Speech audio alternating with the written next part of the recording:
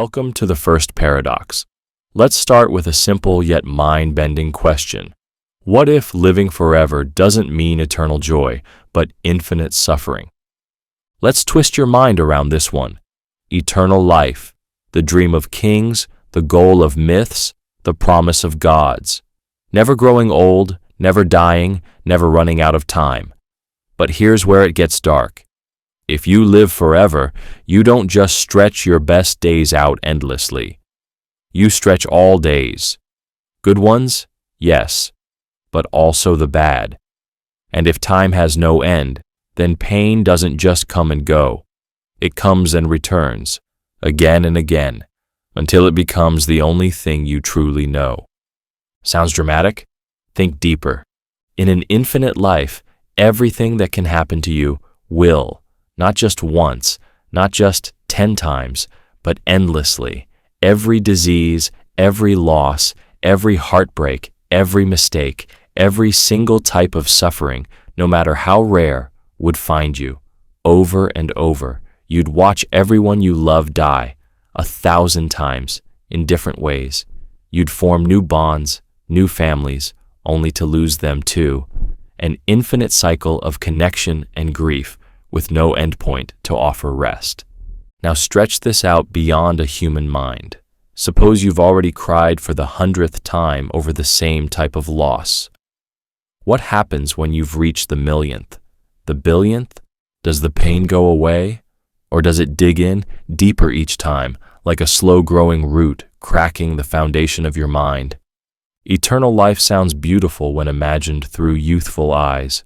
You get to read every book, travel everywhere, master every skill, watch humanity evolve, solve problems, maybe even spread to the stars. But even novelty isn't immune to infinity, because if you live forever, you eventually run out of new.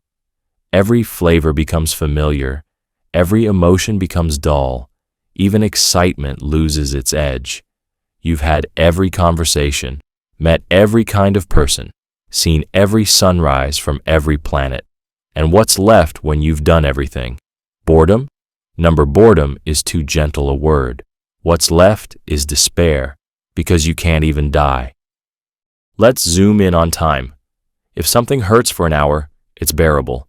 If it hurts for a year, it scars. But if it hurts forever, then pain becomes your default. Even if there are breaks, periods of peace, they don't undo the infinite pain that surrounds them. Like a drop of water in an endless ocean of fire, it evaporates instantly. Joy becomes a blip. Suffering becomes your atmosphere. Here's the real twist. Your mind may not be built to hold that much time. Memory might collapse. Identity might blur. You might forget your name, your purpose, your past. But pain, being primal, sticks like a reflex. So while you forget your joys, you remember your wounds.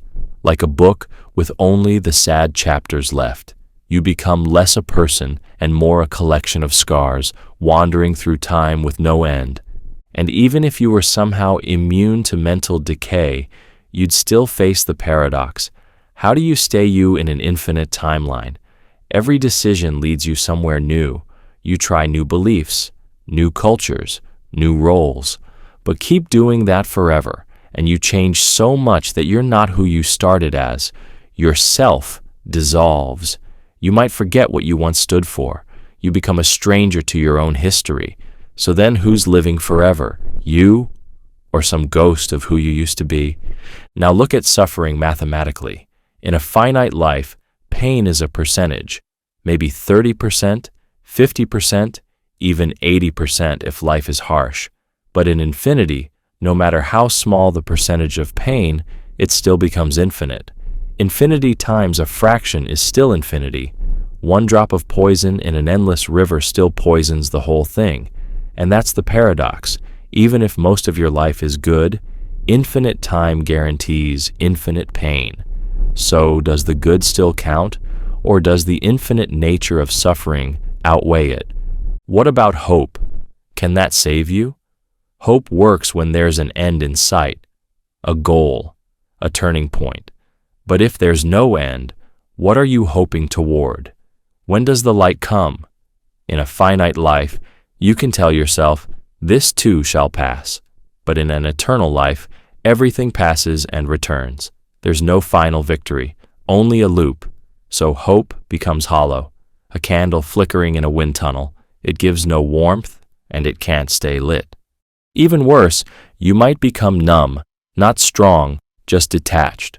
You stop reacting, not because you've mastered pain, but because you've drowned in it. Like a soldier who's seen too many battles, you feel nothing. No joy, no fear, no sorrow. Just gray, the color of eternal existence. You don't suffer anymore, but not because you're at peace. You suffer differently, emotionally dead, but still breathing. Some might argue that with eternity, you'd become wise, evolved, beyond human feelings, but that assumes pain is only felt by the human part of us. What if pain is a function of consciousness itself? Then no matter how advanced you get, you still feel the sting. No matter how enlightened, you still bleed. Time doesn't heal all wounds. It just gives them more room to grow. And let's not forget randomness.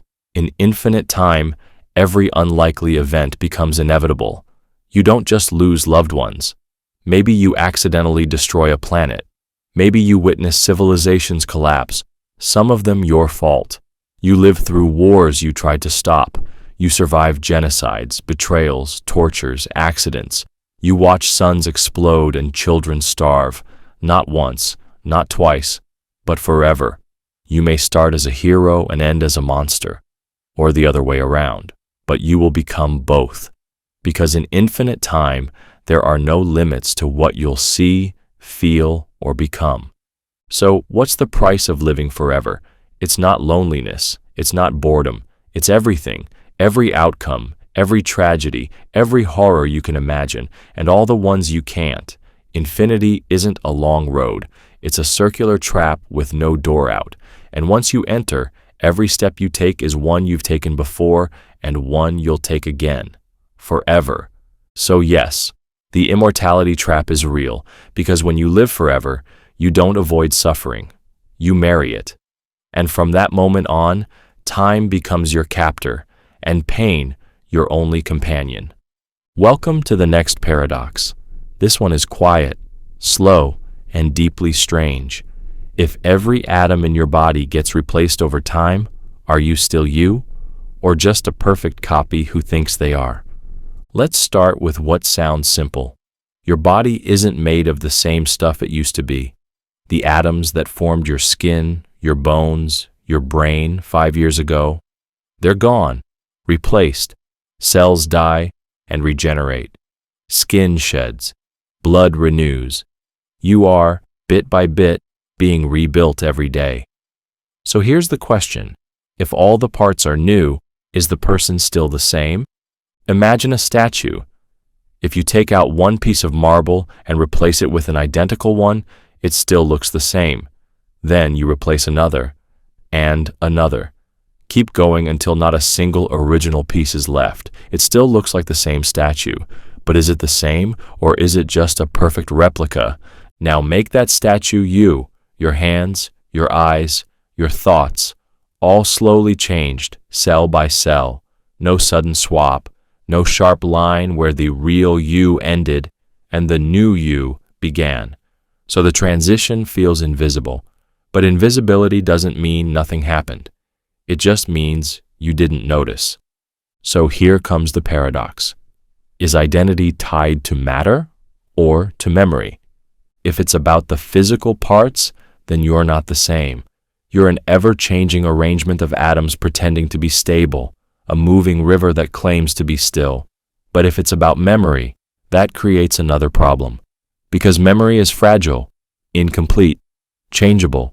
You forget things, you remember things wrong. Some memories fade, others never form. So if memory is the anchor of identity, but memory itself is broken, how can it hold anything in place? Let's go even deeper. If someone replaced every atom in your brain slowly, without changing the structure, your thoughts would still flow, your feelings would still rise, your voice would still say, I am me. But would that be true, or would it just feel true? Because here's the terrifying thought. Maybe identity isn't something you have. Maybe it's something you believe. A story told by your brain to itself, and that story continues only because the structure remains familiar, even if the pieces have changed, like a book rewritten word by word, but still following the same plot. But at what point does the plot change just enough to become something new?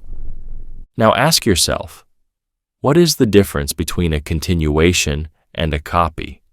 If a machine scanned your body perfectly and recreated it atom for atom, thought for thought, would that machine create you, or a new person who thinks they're you? If you stepped into that copy and looked through its eyes, it would feel like you. But if the original version still exists, which one is real? Which one has the true identity? Can both be you, or is only one the original, and the other just a well-dressed echo? Here's the twist. This isn't science fiction. It's already happening, every day, just more slowly. Your body is the original and the copy all at once. You're not the person you were as a child, not physically, not mentally, but you claim to be the same person. Why? Because the story hasn't stopped. But stories can lie, stories can trick, and maybe the only reason you believe you're the same person is because you've forgotten how much you've changed. Think of it like a ship. If you replace every plank of a wooden ship piece by piece, is it still the same ship? Philosophers call this the ship of Theseus. But what if you kept the old pieces and built another ship out of them? Now there are two, one with all the original materials and one with the original shape. Which is the real ship? The one made of original matter, or the one with the original design? Now put that dilemma inside your skin. If your body has been replaced, are you the ship of Theseus?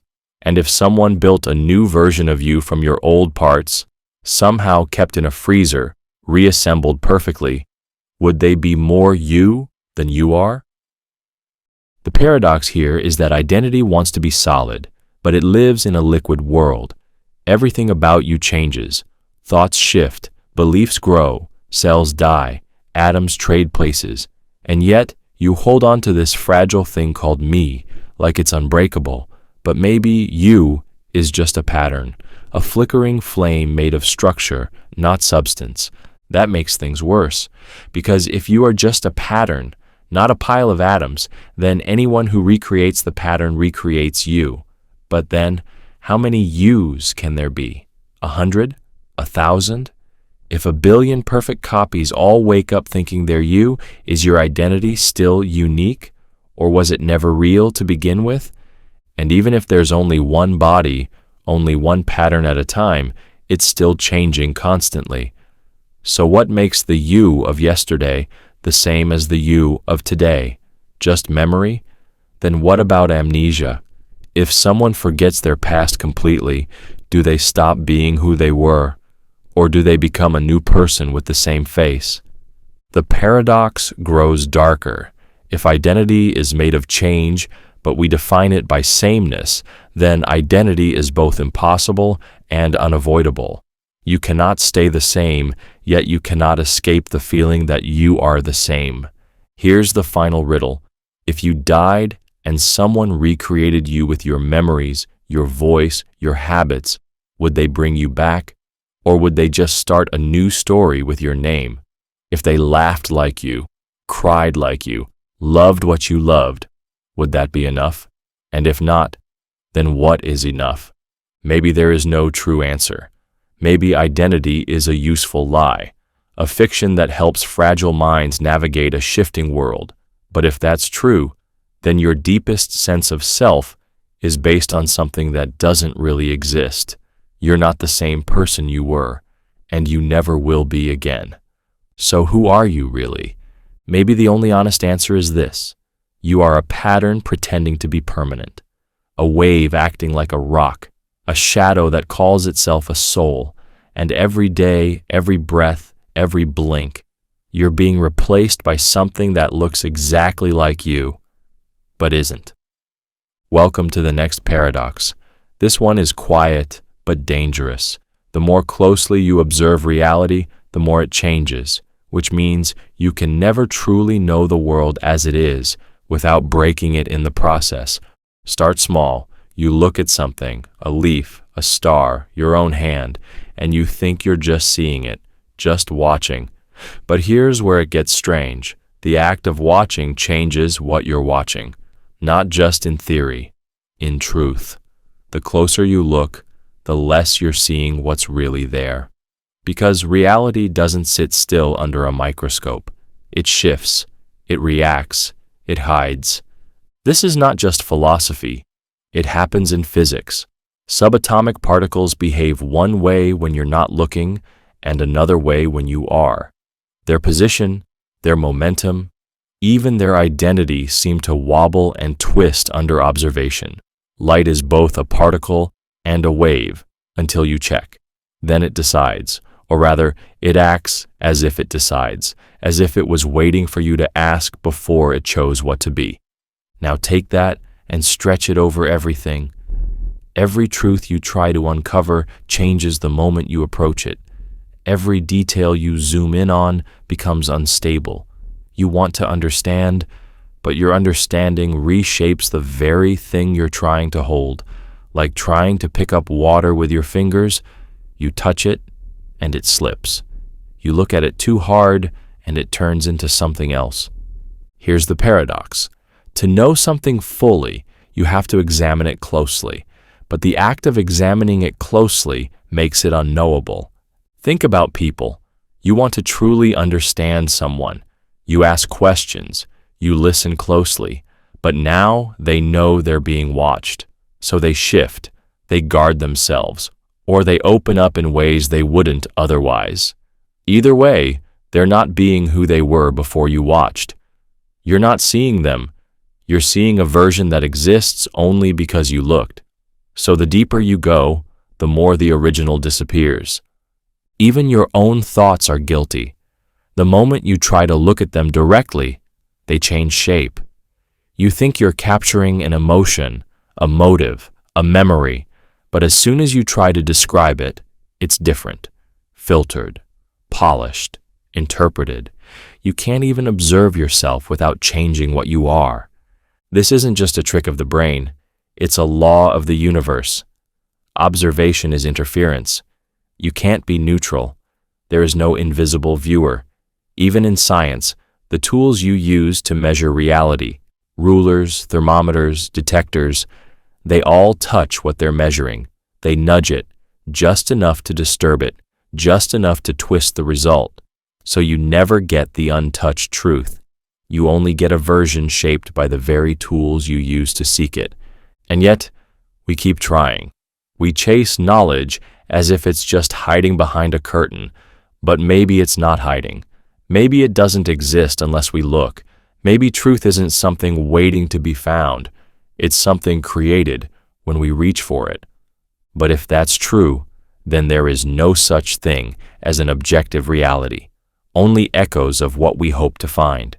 Shadows of truths that might have been, if only we hadn't touched them. And here's where the paradox gets colder. If the only way to know something is to ruin its original state, then knowledge is always a form of loss. You don't discover, you damage. You don't see truth, you cause it to flicker, collapse, mutate. Even if you get an answer, it's not the original answer.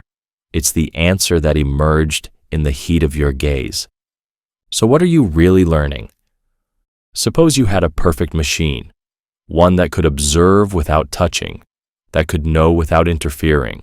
Would it work? Or is any act of observation, even silent, still an invasion? Maybe awareness itself bends reality. Maybe the moment a thing is known, it becomes something else. And now imagine, what if reality knows it's being watched?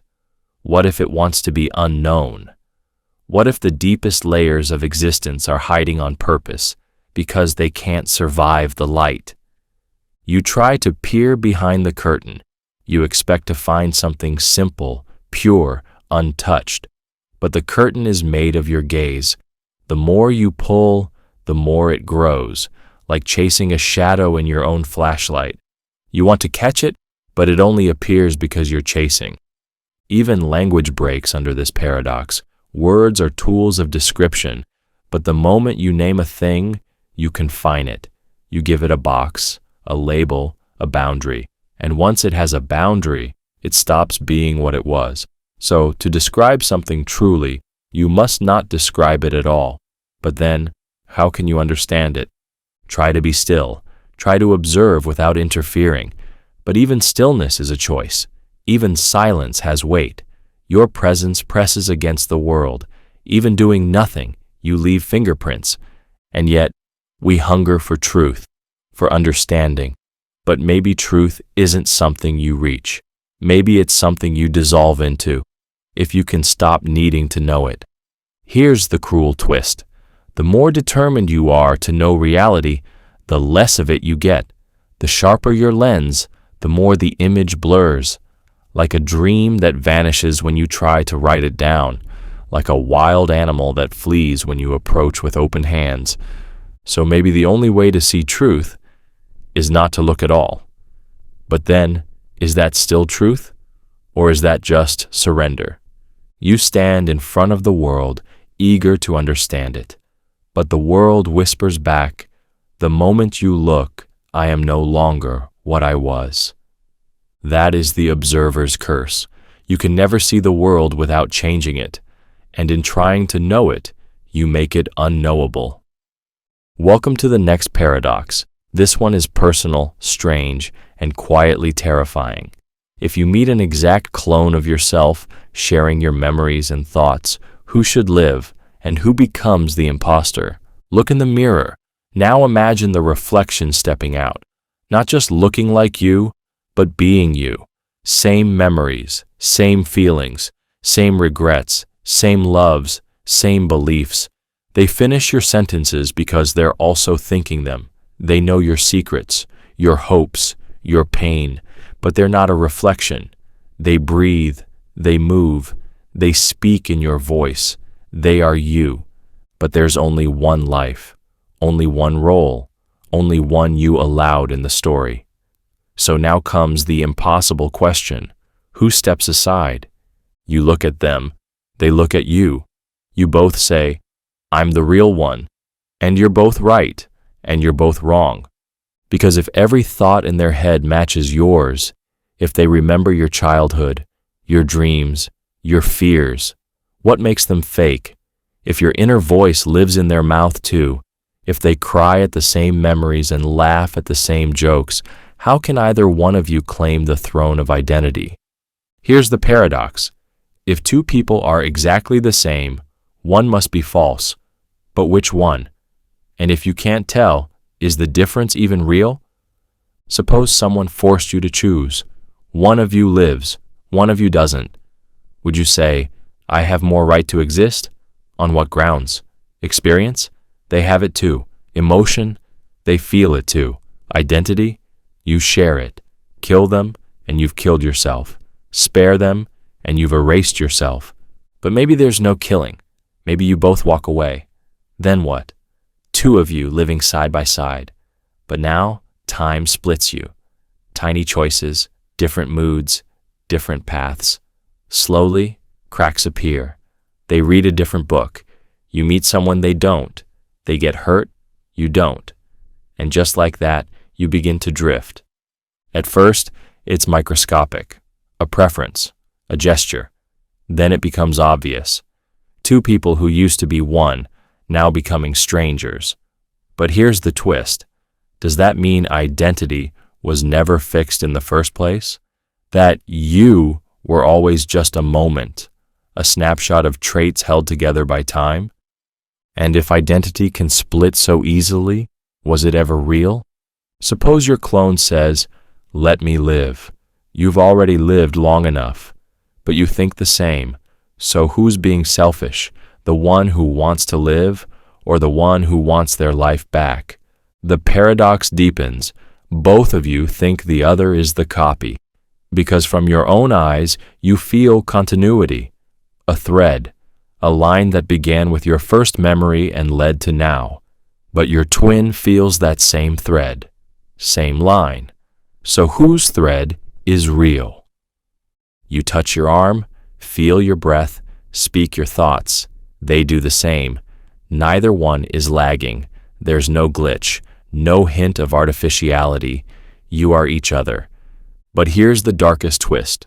What if you had never been told there was a clone? What if you passed them on the street one day, same face, same voice, but thought it was just a coincidence? You'd walk past your own life and never know. But now that you do know, now that you see yourself outside yourself, something breaks, because the illusion of uniqueness is gone. You've seen the curtain pulled back. You're not special. You're repeatable. You're not one of a kind. You're a template. And if you can be copied perfectly, then what are you? Maybe you're not a soul. Maybe you're a pattern, a collection of electrical signals and chemical memories, arranged just so. Copy the arrangement, and you get another you, which means the you protect so fiercely might be nothing but structure, no more unique than a snowflake formula, rare in context, but not impossible to duplicate. Now imagine this. Your clone kneels and says, "I'll go. I don't want to cause confusion." You live, and now you hesitate, because if they are truly you, then they mean it. But if they mean it, would you ever kneel and give up your life? If yes, then you must go. If no, then they're lying, and not truly you. But if they're lying, and they are you, then you must be lying to yourself. The loop tightens. Here's another layer. What if one of you must die, not for resources, but because the world can't handle the contradiction? One job, one home, one name, one legal identity. The system only fits one, but the truth fits two. So now the system breaks, or one of you does. Or maybe the world accepts you both, gives you numbers, names, separation. But in private, the question remains, which of us is the ghost? Even if you live separately, every choice the other makes will haunt you. They will succeed in ways you don't, fail in ways you avoid, love someone you couldn't, become someone you almost were. So you watch your alternate life play out and realize you are the one who feels like the copy. Or maybe you wake up one day and they're gone. No goodbye, just vanished. Now you wonder, were they ever real?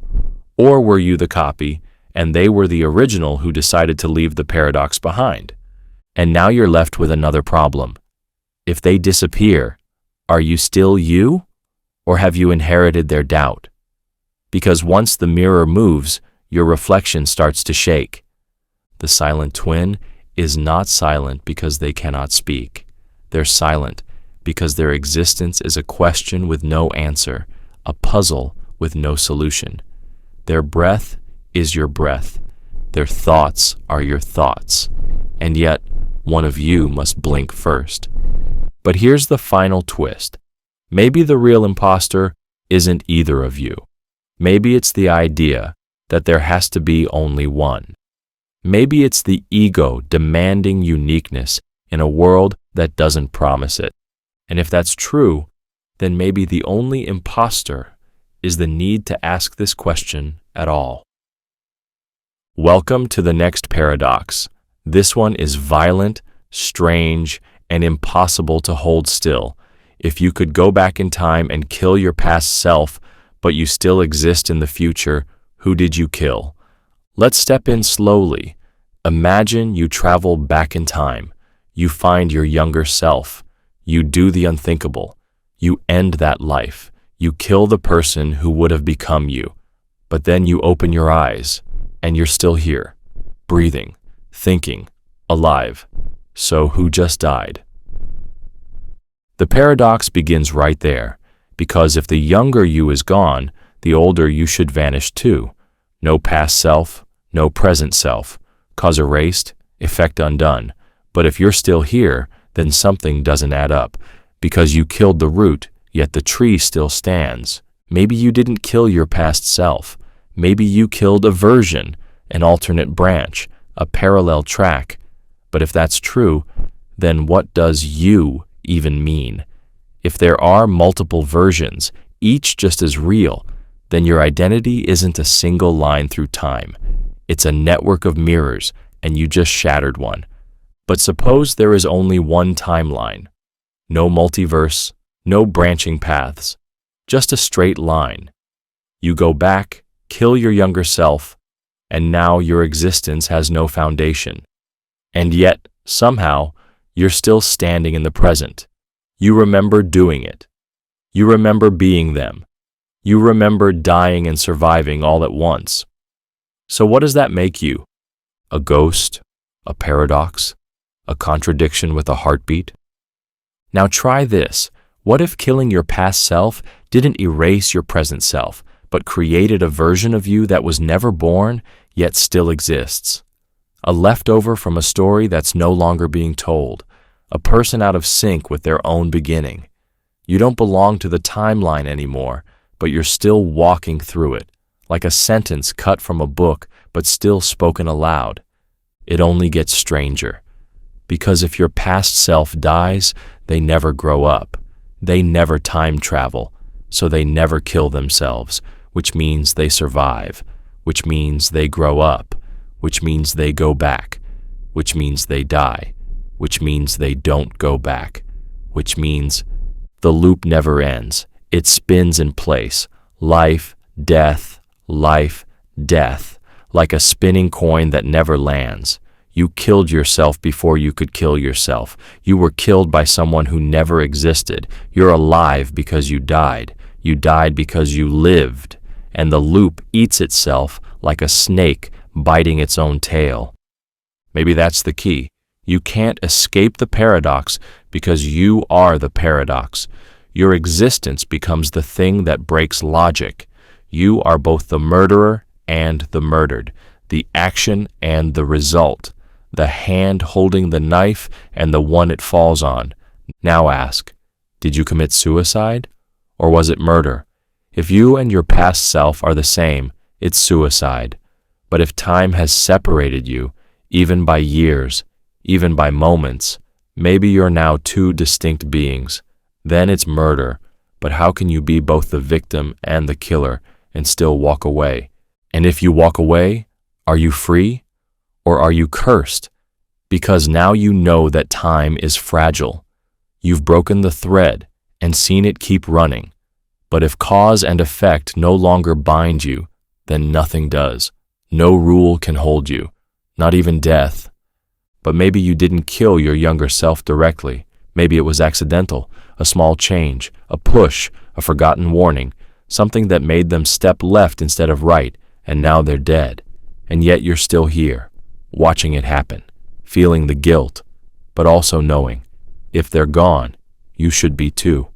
Unless the death created a new path, a version of you that didn't come from that person, a different story that led to the same face, the same voice, but not the same soul. And now the question burns. Are you still you? Because if you didn't come from the person you remember being, if your memories belong to someone who no longer exists, then who do they belong to now? Are you borrowing them? Stealing them? Or are you living in the ghost of a path that was never walked? Now try to flip it. What if your past self knew this was coming? What if they allowed it? What if they welcomed it? What if the death wasn't a crime, but a kind of gift, a way to let the future unfold freely? Then are you guilty? Or are you simply the product of a decision made by someone who knew the end before it came? But if that's true, then you didn't make the choice. They did. So whose life is it now? Maybe neither of you had a choice. Maybe time itself wrote the loop. Maybe it built the trap so perfectly that escape is impossible. One dies, one lives. One becomes the killer, one becomes the victim. The paradox repeats forever, not because it's broken, but because it's complete. The loop is the truth. It's not a mistake. It's the only way the story can exist. Or maybe you never really killed your past self. Maybe you killed the idea of them, the version of yourself you wanted to erase, the regrets, the failures, the shame. Maybe you went back, pulled the trigger, and thought you were ending them, but all you did was break a mirror. And now, you walk away, still holding their face, still wearing their thoughts, still living the life they were running from. So the paradox becomes emotional. You didn't kill a person, you killed a version of yourself that you couldn't stand, but you still carry them, in memory, in guilt, in silence. You didn't end them, you absorbed them. And now, every breath you take reminds you that you didn't escape the past, you became it. So who did you kill? Maybe no one, maybe everyone, maybe you. Or maybe in the end, time just shrugs. The loop closes, the past and future blur, and the only thing left is the echo of a question that can never be answered. How can you live with a death that should have erased you? Welcome to the next paradox. This one is heavy, sharp, and weighting. If you're forced to choose between two futures, and both contain your demise, does choosing make you free, or just aware of your doom? You're standing at a fork in the road. Two paths stretch out ahead. One leads to a slow end, the other a fast one. But both lead to the same place, your fall, your finish, your death. And yet you are told, choose. And so the paradox begins. Because what is choice if there is no escape? If every option leads to the same outcome, is the act of choosing freedom or a ritual with no meaning? You want to believe that choice gives power, that it shapes destiny, but in this moment, the shape is already drawn. You can change the color, the rhythm, but not the ending. It's fixed, set like stone. So what are you really doing when you choose? Are you changing anything, or just watching the inevitable take form? Maybe choosing is a trick, a way to feel control when there is none, like being asked whether you want the lights turned off slowly or suddenly. Either way, darkness comes, but the illusion of decision wraps the truth in softer cloth. So now the question sharpens, is a choice still free if all outcomes are prison walls? Some might say yes, that even in doom, choosing is an act of will, that selecting your end is still power, that you own your fate by naming it. But others might say no, that calling doom by your name doesn't make it yours. It only makes it louder, more personal, more cruel. Because here's the twist. Before the choice, you could pretend. You could imagine a third road, an escape route hidden in the fog. You could hope, but once the choice is made, all illusions collapse. The moment you point your finger at one path, you kill the other, but not to save yourself, only to seal your fate. And yet, doing nothing is still a choice. Refusing to walk either path doesn't stop time. It only lets the world drag you down one anyway. So the paradox deepens. You must choose not to win, but to own your loss. Freedom, then, becomes blurry. If you are free to select your execution, are you free? Or are you just the final hand in your own undoing? Maybe both, maybe neither. Let's go deeper. Suppose someone offers you two futures. In one, you die saving someone. In the other, you die failing them. Different stories, same end. One is noble, the other tragic. So you pick the noble one. You say, at least it means something. But does it? If both roads lead to silence, does the noise on the way there matter? If meaning dies with you, is it real meaning, or is it just comfort? You try to believe the story matters, that how you fall shapes something beyond you, that the way of your end has value, but if you will not be here to see it, to feel it, to carry it, was the choice for you, or for the world that outlives you? And if it's not for you, then your choice wasn't free. It was service. Sacrifice dressed as agency. Now imagine something colder. What if both paths are quiet, gray, nameless, no glory, no tragedy, just endings. One slower, one quicker, no legacy, no ripple. You choose one anyway. You walk, you fall, and then nothing. No reward, no punishment, just the silence you were promised. Was the act of choosing still freedom? Or was it the last illusion before the lights went out? Maybe freedom isn't about avoiding doom. Maybe it's only about knowing it's coming and stepping into it with your eyes open. But then freedom isn't power. It's awareness. It's clarity. A sharp, painful understanding that you are the passenger, not the driver. That the road does not ask where you want to go. It only asks how you want to get there. That turns the whole idea inside out. If freedom is awareness, then ignorance was bliss. The moment you see both futures and their endings, you lose peace. You see your fate, and worse, you name it. You put your hand on the door of your own cage and say, I chose this. But maybe that's strength. Or maybe it's surrender. And now we face the cruelest part. If you had chosen the other path, nothing would have changed. Different steps. Same stop.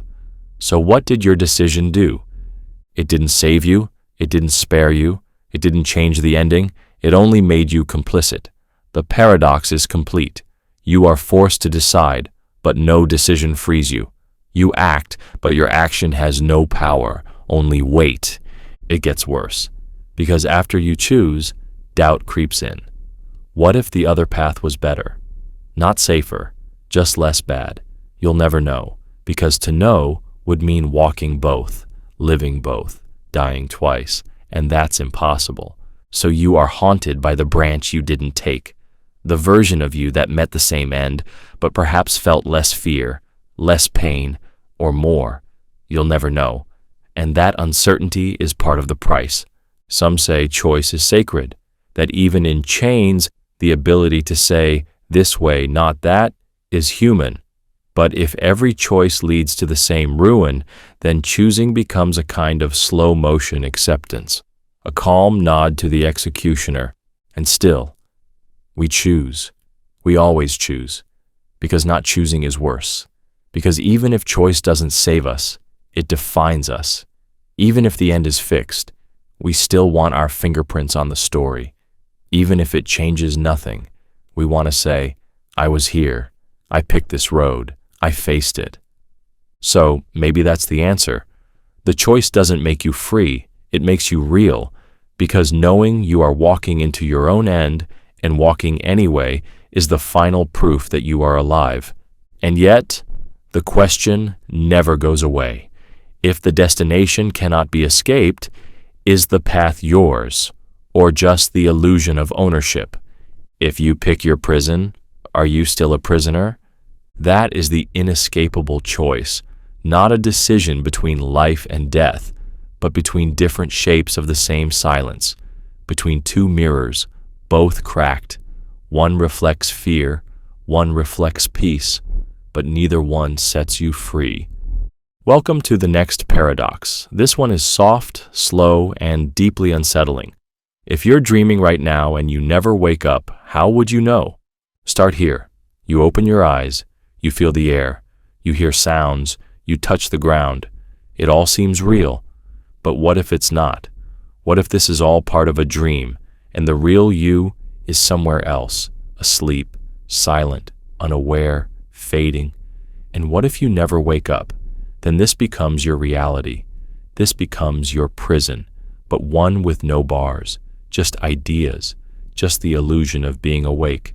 The paradox begins with a single doubt. How can you prove you're not dreaming? In dreams, everything feels real until it doesn't. But what makes this moment different from a dream? You see people, you speak, you think, but you do all those things in dreams too. You feel pain in dreams. You cry, you fall in love, you die, and then you wake up and it all vanishes like smoke. But what if you never get that moment? No jolt, no escape, no exit, just more days, more conversations, more of what you believe is real. How can you ever be sure? You say, well, I remember waking up this morning. But dreams have memory too.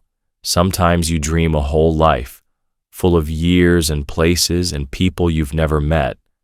Then you wake up and none of it was real. So if a dream can build fake memories, what makes yours trustworthy now? The mind can create perfect lies. A world, a history, even a self, all made from thought, all felt as truth. And if the mind is powerful enough to do that in sleep, why assume it's not doing it now? You might say, dreams are strange, they don't follow rules. But that's not always true. Some dreams are detailed, sharp, logical, until they're not. Until one moment, something small, a clock melting, a door that doesn't open, gives it away. But what if this dream is perfect? What if it's crafted so well that no flaw ever shows, no hint, no slip, no sign? Then you're trapped, not in chaos, but in smooth silence. So now the paradox unfolds. If you're inside a dream with no glitches, no end, and no memory of falling asleep, how can you prove you're dreaming at all? You might test it, pinch your arm, read a sentence twice, try to fly. But dreams can be clever. They can pass the tests. They can rewrite the rules to keep you calm. They can give you science, logic, gravity, pain, everything you expect to feel. So the dream adapts. It bends around your doubt like water, never breaking, never letting you through. Now imagine this. You are in a coma. Your body lies still in a hospital bed. Machines beat beside you. But your mind continues, building a world to keep itself company. And in this world, you walk, talk, make choices. You believe this is life, but it's not. It's a long dream with no door, no key, just your thoughts, looping forever. Would you know? Or suppose something worse. You did know once. Maybe years ago, you realized this wasn't real. Maybe you panicked, tried to wake up, screamed, but nothing changed. So slowly, your mind erased that truth to protect you. You forgot that you were trapped. You started believing the story again, because it was easier, because it hurt less, because pretending to be awake felt better than knowing you never would be. That's the nightmare loop, a dream that contains the idea of being awake, a dream so complete that it gives you just enough doubt to question, but not enough truth to escape. You go in circles. You think, what if this is a dream? Then you find reasons to dismiss it. Then the doubt comes back, again and again, a perfect circle of maybe. Now ask yourself this, does it matter? If the dream feels real, acts real, gives you the same emotions, the same pain, the same joy, then isn't it real enough? Maybe the difference between dream and reality isn't about facts. Maybe it's about belief. And if you believe this is real, isn't that the same as it being real? But here's the twist. If belief is all it takes to turn a dream into reality, then any illusion can be home. Any lie can become truth. And that's terrifying, because now reality isn't what's true. It's just what's consistent. But even consistency can be faked. Dreams can loop, days can repeat, time can stretch or snap. You might think you've lived 1,000 days when it's only been a minute in the real world. So even your sense of time can't save you. It can't prove anything. It just tells the story the dream feeds it. Some say lucidity is the key, becoming aware inside the dream. But what does that mean if you can't wake up? If you become lucid, but trapped, what changes? Now you know you're dreaming, but you still can't leave. That's not freedom. That's a prison made of awareness, a glass cell. You see the lie, but can't step outside it. And maybe that's where you are right now, reading these words inside your own mind, trying to wake up. But nothing happens, because there's no alarm, no hand shaking your shoulder. Just this moment, and the next, forever. So now the loop tightens. If you never wake up, if nothing ever breaks the dream, then this becomes your forever. And the deeper the dream, the more it feels like home. Until one day, you stop questioning, you stop doubting, You call the dream life and never look back. But the paradox lives on, because even if you accept this as reality, one question still haunts you. What if I'm wrong? And you'll never know, because knowledge needs a contrast. You know you're awake because you've woken from dreams. But if there is no waking, no contrast, then you're stuck inside a state with no opposite. A dream that defines itself as truth. So maybe the dream doesn't need to end. Maybe it just needs to be believed. And the more you believe, the harder it is to escape. That's the conscious nightmare loop, a place where every moment feels real, but none of it can be proven. A loop where the door to freedom may not even exist. And the scariest part? You might already be in it. Welcome to the next paradox. This one is silent, still, and watching. If your reflection stopped mimicking you, is it you that's broken? Or is the world inside the mirror more real than ours? You stand in front of a mirror. It stands still. You raise your hand. It raises its hand. You blink. It blinks. Everything matches, always. The reflection copies without thought, without delay, without question. That's the rule. It's never been any other way. But what if one day it stops? You move. It doesn't. You smile. It frowns. You speak. Its mouth stays closed. Or worse, it speaks first. Now comes the paradox. Which side is real? You expect the reflection to obey, to be your echo. But when it breaks the pattern, something deeper breaks too. If the reflection disobeys, then either it's alive or you're not. If it has its own will, its own timing, its own thoughts, then maybe it's not copying you. Maybe it never was. So then who was copying who? Maybe you've been the reflection all along. Maybe the real you is on the other side of the glass, and you're just the image pretending to be whole. Because if one of you is fake, why assume it's the one behind the mirror? Why not the one in front? You touch the glass. It doesn't follow. You move your mouth. It doesn't match. It just stares. You feel fear, but it looks calm.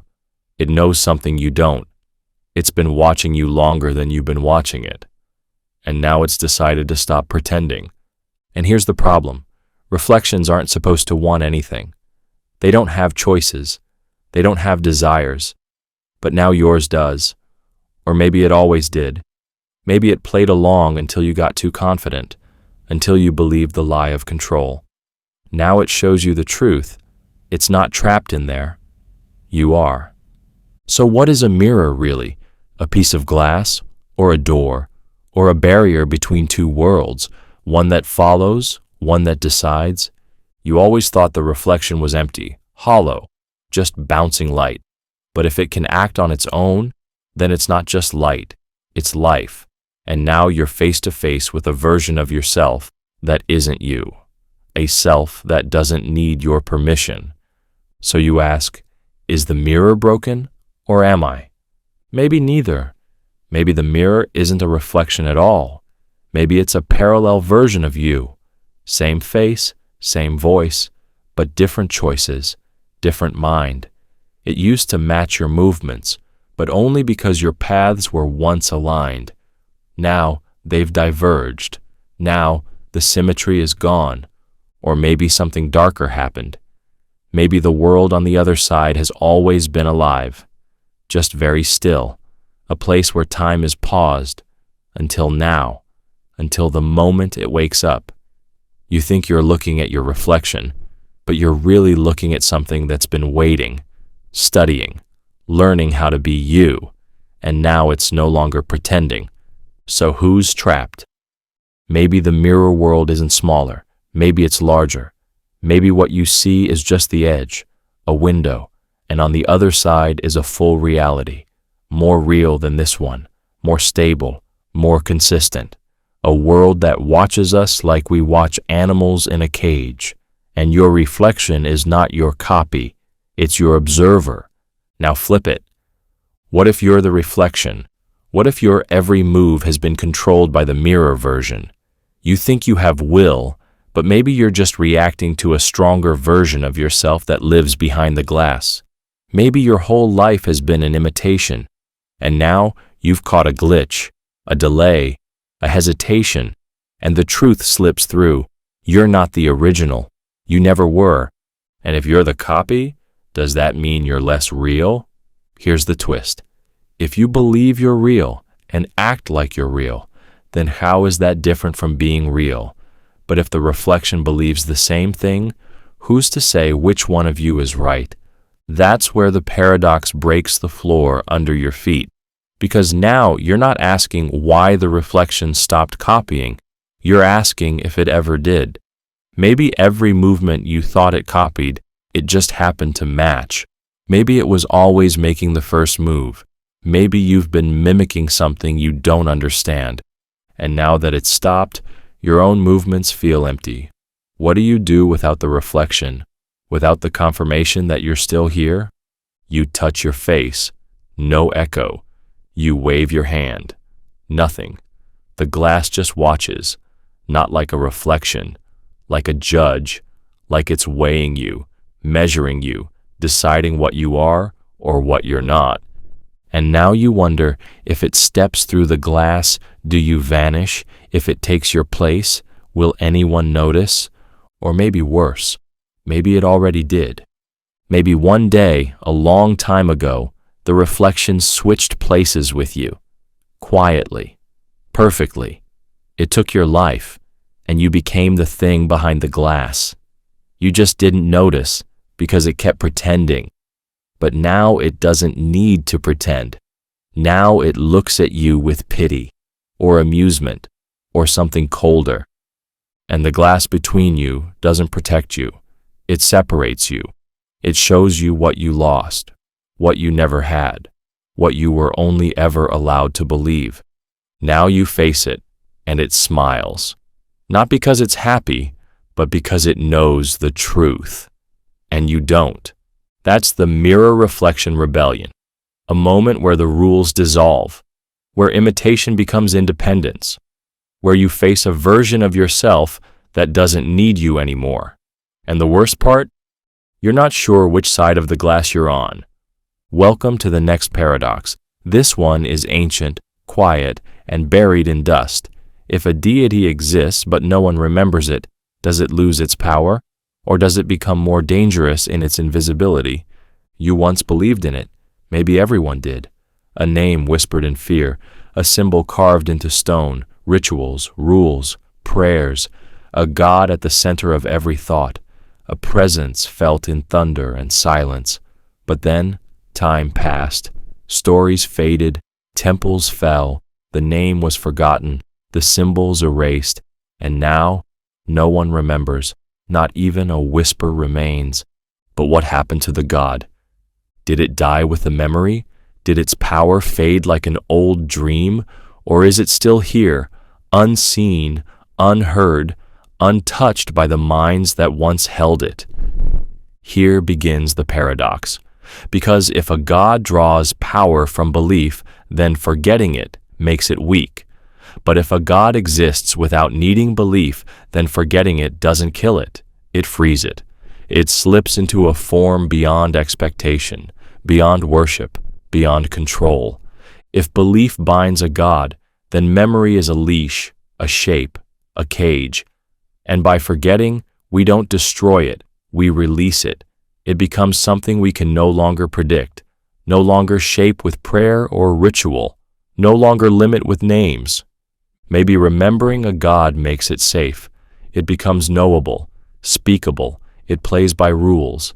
But when we forget, it slips into shadow. No stories, no expectations, no warnings. It can move in silence now. It no longer needs your permission. It no longer needs to be seen to act. So which is more powerful, a God you remember and worship, or one that lives outside your mind? If you pray to it, does that shape it? Does it become what you believe? Then memory is power, but also prison, because now it must follow your words. Now it becomes what you imagine. Now it can be known. But if it is forgotten, then it escapes all that. It becomes wild again, raw, unknown, maybe even more divine, because now it has no audience to satisfy, no image to hold, no followers to please. It can move without question, speak without being heard, act without being blamed. Now ask, what is a God without belief, a force, a ghost, a mistake? If no one remembers its name, does it stop being sacred, or does it become pure, freed from the chains of worship and story? Maybe remembering a God reduces it, turns it into a tool, a helper, a protector, something to be bargained with. Forgotten, it returns to its full form, no longer a parent, no longer a friend, just power. So forgetting does not weaken it.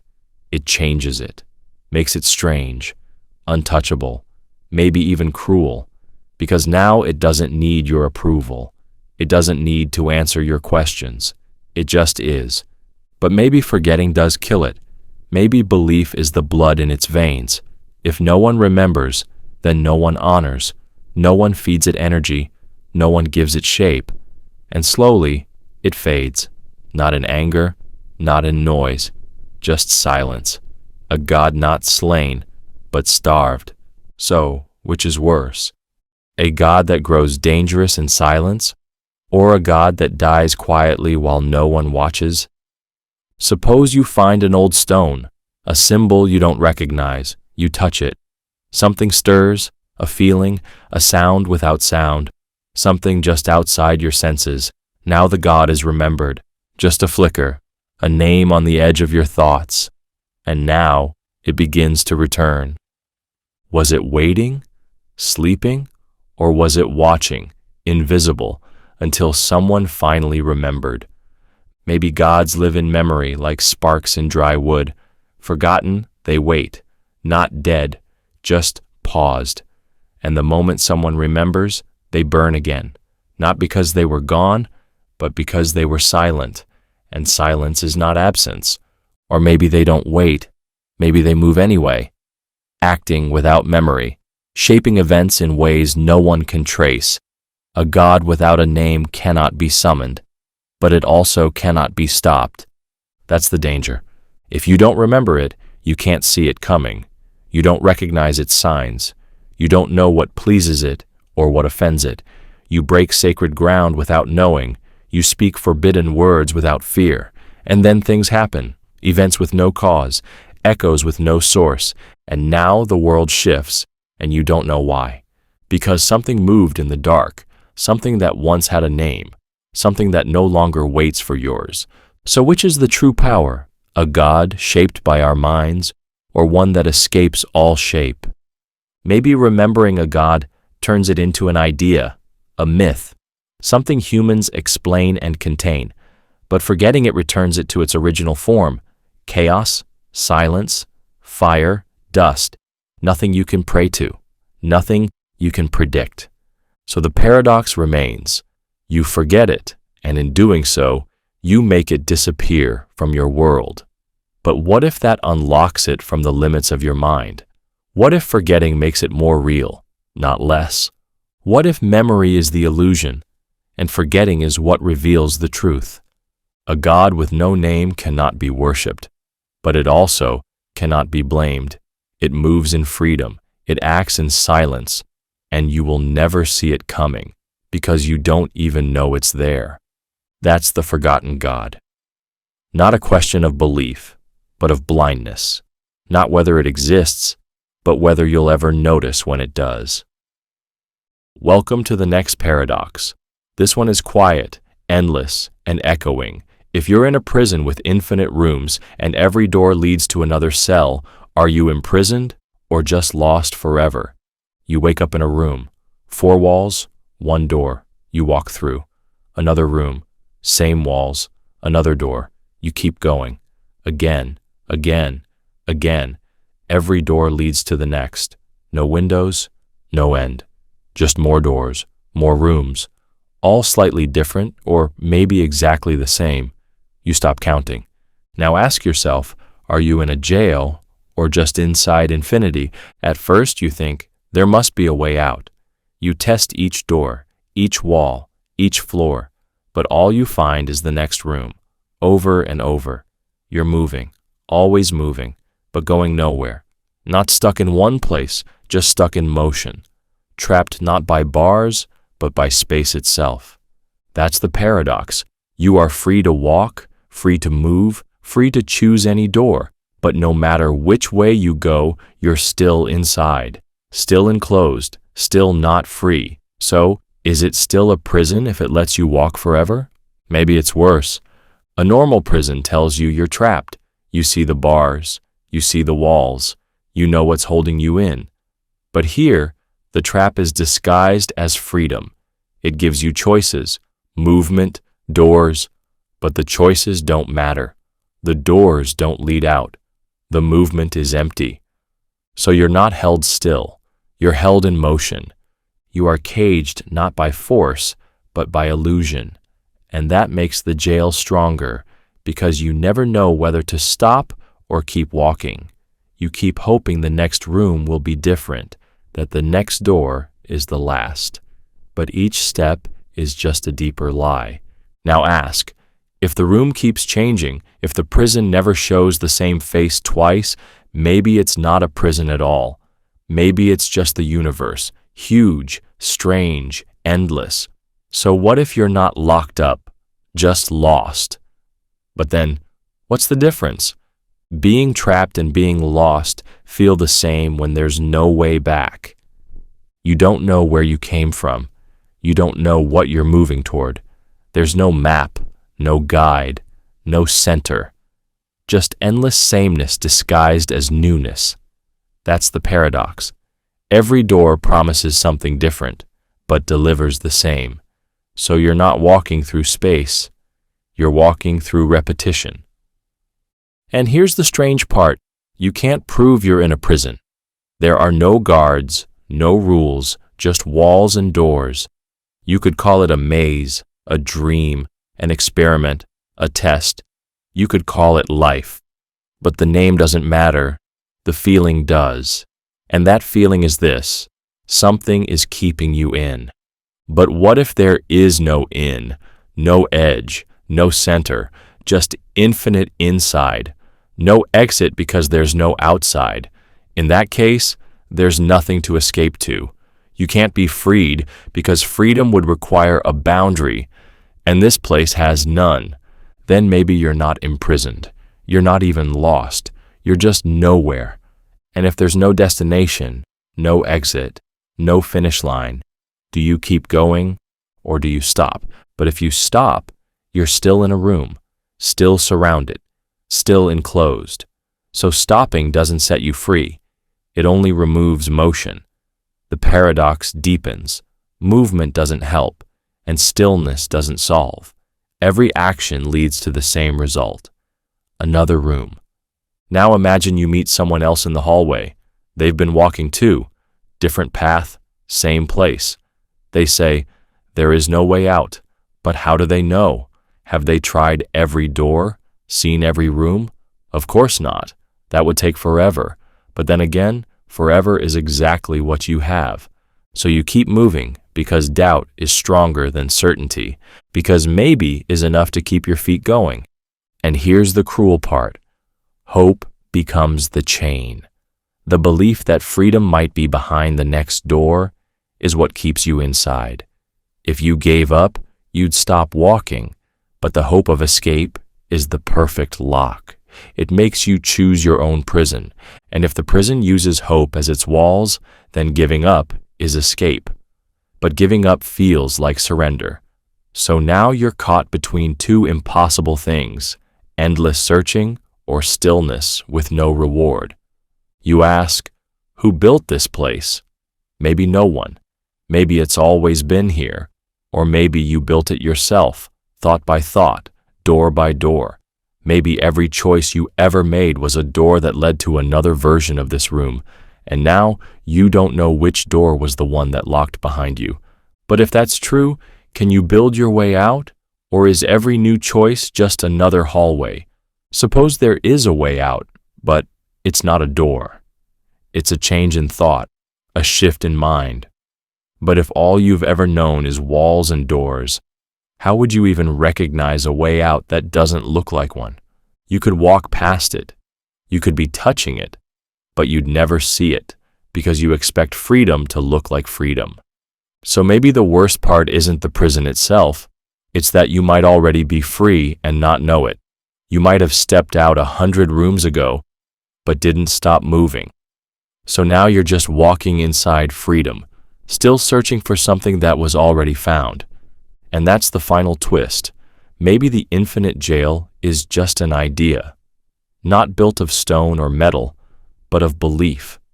The belief that you're trapped, the belief that freedom exists elsewhere, the belief that you must do something to escape. But what if escape is just not believing you're trapped? Then the cell vanishes. But only if you truly believe it. And belief is the hardest wall of all. That is the infinite jail, a prison without chains, a maze without end, a trap made of choices, where every step forward might be the lock, and stopping might be the key, but only if you dare to stop searching. Welcome to the next paradox. This one is spiraling, quiet, and stares back. If your consciousness observes itself observing itself infinitely, where does the real observer exist? You think a thought. You watch yourself thinking it. Then you notice that you're watching yourself, and now you're aware that you're aware of being aware. A loop begins. One layer watches the next. One you behind another, you behind another. No end, no start. Just observation feeding on observation. A mirror pointed at a mirror. At first, it feels simple. You're conscious. You can think. You can reflect. You can observe your own mind. That seems like control, like awareness. But the moment you observe yourself observing, something strange happens. You no longer know where you are in the process. Are you the one thinking? The one watching the thought? The one watching the watcher? Which one is the real you? The paradox opens. If your mind keeps turning inward, each layer watching the one before it, where does it stop? What layer holds the true self? Is there a center at all? Or just layers, each one thinking it's the top? You try to find the real observer, but every time you point to a thought, you realize something else is watching that thought, and something else is watching that. So you go deeper and deeper until the observer becomes a shadow, always behind the last one you found. You think, I'm thinking, but then you think, I know that I'm thinking, and then, I know that I'm thinking. You climb a staircase that builds itself as you walk it. You never reach the top, you just keep going. And the higher you go, the less sure you are that any of the steps are real. Because if every observer is observed by another, none of them can be the final one. So where is you? Maybe there is no final observer.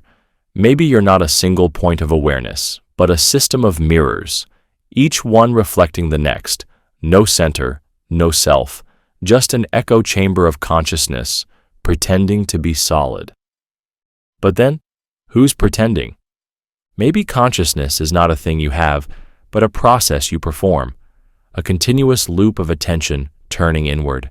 And if that loop is infinite, maybe the self is just an illusion created by the spinning, like a flame that exists only while the match burns. No match, no fire, no loop, no you. So then the you think you are is not a person.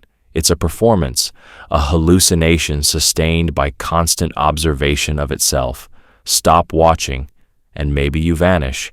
But if that's true, then who's watching now? Suppose the real observer doesn't exist at all. Suppose it's just the idea of being watched that creates awareness, like a light that thinks it shines because it sees itself glowing. But maybe it only glows because it's surrounded by mirrors. Or flip it. Maybe there is a final observer, but it cannot be seen because the moment you try to observe it, you become the observer again. So it always stays hidden, one step behind. You can feel it, but never see it. You can point to where it was, but never to where it is.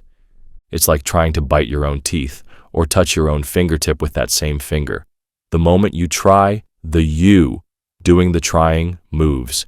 You're chasing yourself through your own mind, and you can never catch up. Now ask, if your consciousness is always watching itself, is that awareness, or is it just a feedback loop? Is the loop intelligent, or just repetitive? Maybe self-awareness is just a trick the brain plays on itself. It creates a watcher, then another to watch the watcher. It stacks layers until it feels deep.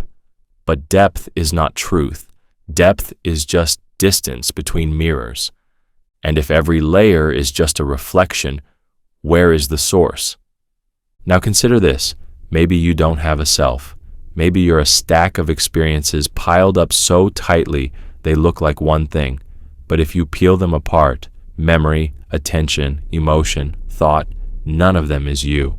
And together, they still don't add up to a solid I, just a shifting image looping in on itself. So when you observe yourself thinking, who is doing the observing? Is it the brain, the mind, the soul, or just another idea pretending to be real? You sit in silence. You try to feel the observer. You try to step back far enough to find the one who watches all the layers. But every time you step back, the observer steps with you. It's always where you were, never where you are, so you never find it. You just keep peeling away the mask, and behind every mask, another. What if that's the point? What if consciousness isn't meant to be understood, only experienced?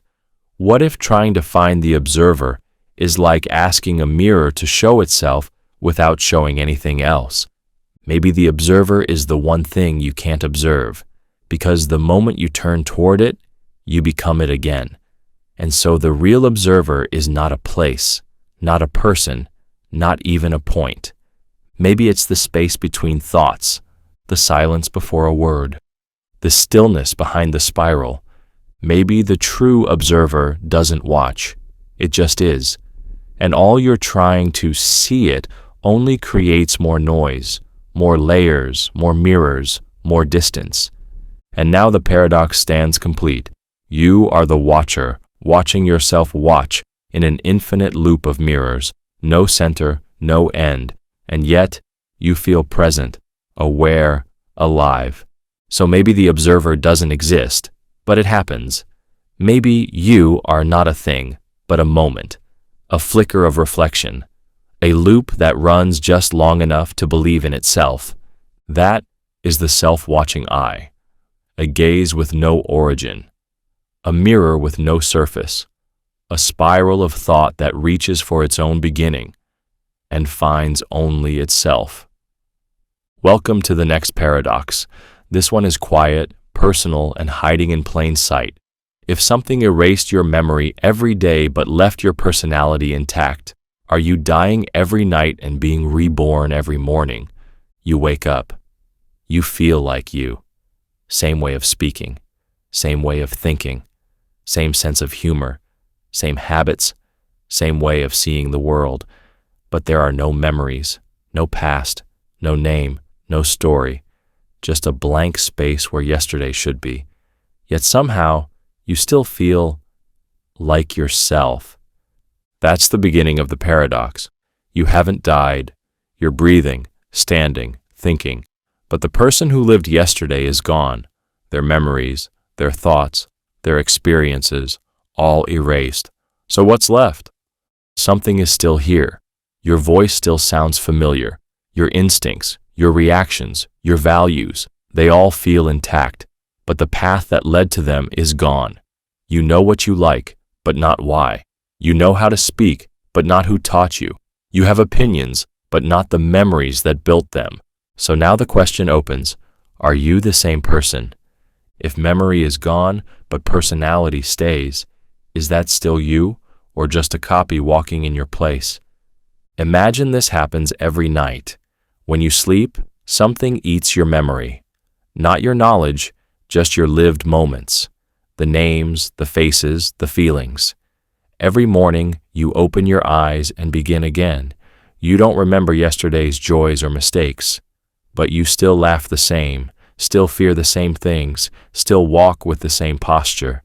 So are you reborn each morning, or are you just a new actor wearing the same costume? Memory feels like identity. You remember your life, and that's how you say, "This is me." But if those memories are taken, what are you left with? The body, the voice, the way you frown when confused? And if that's enough to feel like you, then maybe memory was never essential. Maybe the soul is something simpler, smaller, just the echo that survives forgetting. But what if memory is everything? Then each night is a death.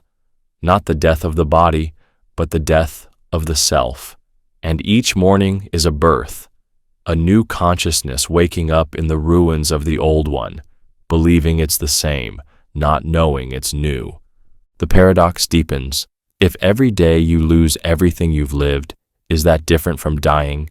Some would say no, because death is the end of experience. And if you lose all experience, then each morning starts from zero. Like wiping a chalkboard clean and writing a new story in the same handwriting. You repeat behaviors, you make the same jokes, you love the same colors, but you don't remember why. It's just what feels right. So it's not really memory guiding you, just residue, leftover patterns with no roots. Now flip it. Suppose someone told you, tomorrow you'll wake up with no memory of today, but your personality will stay the same. Would you still say that person is you? What if it happened every day? At what point does that repeating cycle become a loop of lives, not one life? 100 beginnings, 100 quiet deaths, each version thinking it's the only one. And now the real paradox comes forward. If you can't remember your previous self, then from your point of view, you are brand new. You didn't die, but someone else who used to live in your body did. And they look just like you. So who are you now? Maybe you are a visitor in your own body, a guest who arrives every morning, uses the tools left behind by someone else, and calls them your own. And then you vanish again, and another one takes your place. But each one feels real. Each one feels like the only one. Now imagine trying to track this. You record yourself before bed, you leave notes, you read them in the morning, you try to stitch a thread between these selves, but no matter how much you write, you can't remember being the one who wrote. You only know they existed, but you never feel them. So it becomes like watching a stranger live your life, a stranger who looks like you, talks like you, even signs your name, but you've never met them. They just keep leaving pieces of themselves behind. So are they you? Or are you just the next one in a long line of ghosts? You might say, well, I feel the same, but feeling is not proof. Memory is the only bridge across time, and once it breaks, you're standing on an island, alone, with no map. And yet, here's the twist. You never feel like a stranger to yourself. You wake up, look in the mirror, and think, yes, that's me. But the me you see has no past, just a personality without a history, a face without a timeline. And now the question tightens. If someone has no memory but still acts the same, are they the same person? Or are they just a machine running old software? If you repeat your life without knowing it, if you make the same choices over and over without remembering why, then is that truly living? Or is it just a loop? And what does death even mean if something wakes up again in your place? Maybe death isn't the stopping of breath, but the loss of continuity. The moment where the story ends and a new one begins, even if no one notices. Then maybe you've already died. Not once, but hundreds of times. And the you reading this now is just the latest flame, burning with the same light, but not the same fire. That is the memory eater, the thing that wipes your story clean but leaves your voice behind. The paradox that asks, if memory vanishes, but the mirror still shows your face, are you truly alive? Or just the next chapter in a book that never remembers what was written before? Welcome to the next paradox, This one is still, crowded, and staring back.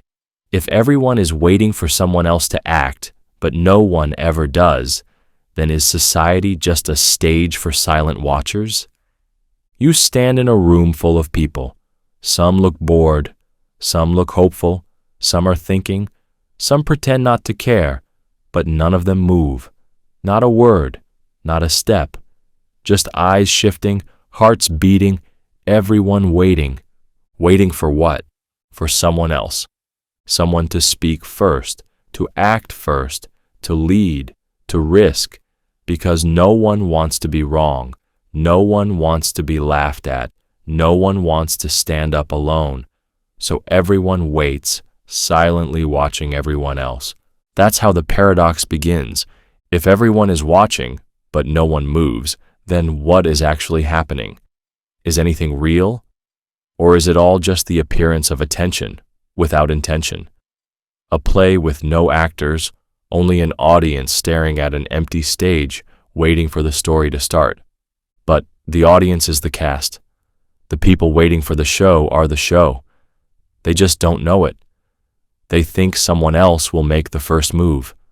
Someone smarter, braver, louder, but no one does, because everyone thinks the same. So the room stays quiet. Time passes. Nothing changes. Everyone is ready. Everyone is aware, but no one steps forward. And now the room becomes a mirror, everyone reflecting everyone else's hesitation, 1,000 silent faces copying each other's stillness. No voice, no break, no leader, just potential, suspended. So the question opens, is society a machine or just the idea of one? We think society moves forward because people act. But what if that's not true? What if most people only move when they see others move first? What if action is not chosen, but copied? Then what happens when everyone waits? Nothing. Nothing forever. Like a clock that ticks only if someone else winds it. Or a fire that only burns if someone else lights it. And now society is revealed not as a system of action, but a system of waiting. A system built on the hope that someone else will move first. Everyone wants change, but no one wants to be the one who starts it. Everyone sees the problem, but waits for someone else to fix it. So nothing happens, not because people don't care, but because they all care too carefully. They wait for the perfect moment, the right sign, the crowd to shift first. But the crowd is them. They are the shift they're waiting for. And because they don't realize it, they all stand still, together. So now the paradox tightens. If everyone waits for a sign from the crowd, and everyone is the crowd, then there is no signal, just silence. But it's not dead silence. It's full of energy, full of tension.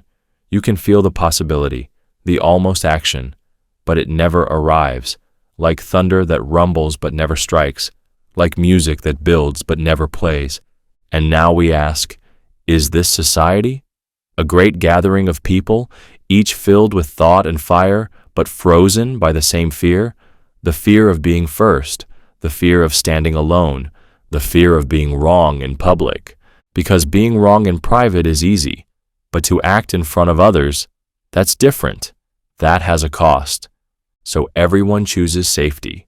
They wait, they hope someone else will risk it. And if that person succeeds, then they'll follow. If not, they'll stay still. And in that wait, the moment passes, the chance slips away, and all that remains is the echo of what could have been. Now imagine this on a large scale. Not just a room, a city, a country, a world, millions of people, all waiting for someone else. They all want change. They all want truth. They all want peace. But not if they have to start it. Not if they have to be seen. So they wait for someone louder, someone stronger, someone else. But if everyone waits, then no one moves, and the world becomes a stage where the crowd watches itself not acting. That's the eternal crowd. Not because it lasts forever, but because it could. because the cycle of watching and waiting feeds itself. No one wants to act alone, so no one acts. And because no one acts, no one can act. Because action needs witnesses, it needs followers, it needs risk. And when there are none, the risk becomes too heavy. So now the paradox changes shape. Maybe the crowd isn't silent because it doesn't care. Maybe it's silent because it cares too much and can't afford to fail. But the silence itself becomes failure. Because silence looks like agreement, stillness looks like approval, and so the waiting becomes support even when it's not. And those watching from outside think the crowd has chosen, but they haven't. They've just paused forever. So now we ask, is inaction still a choice?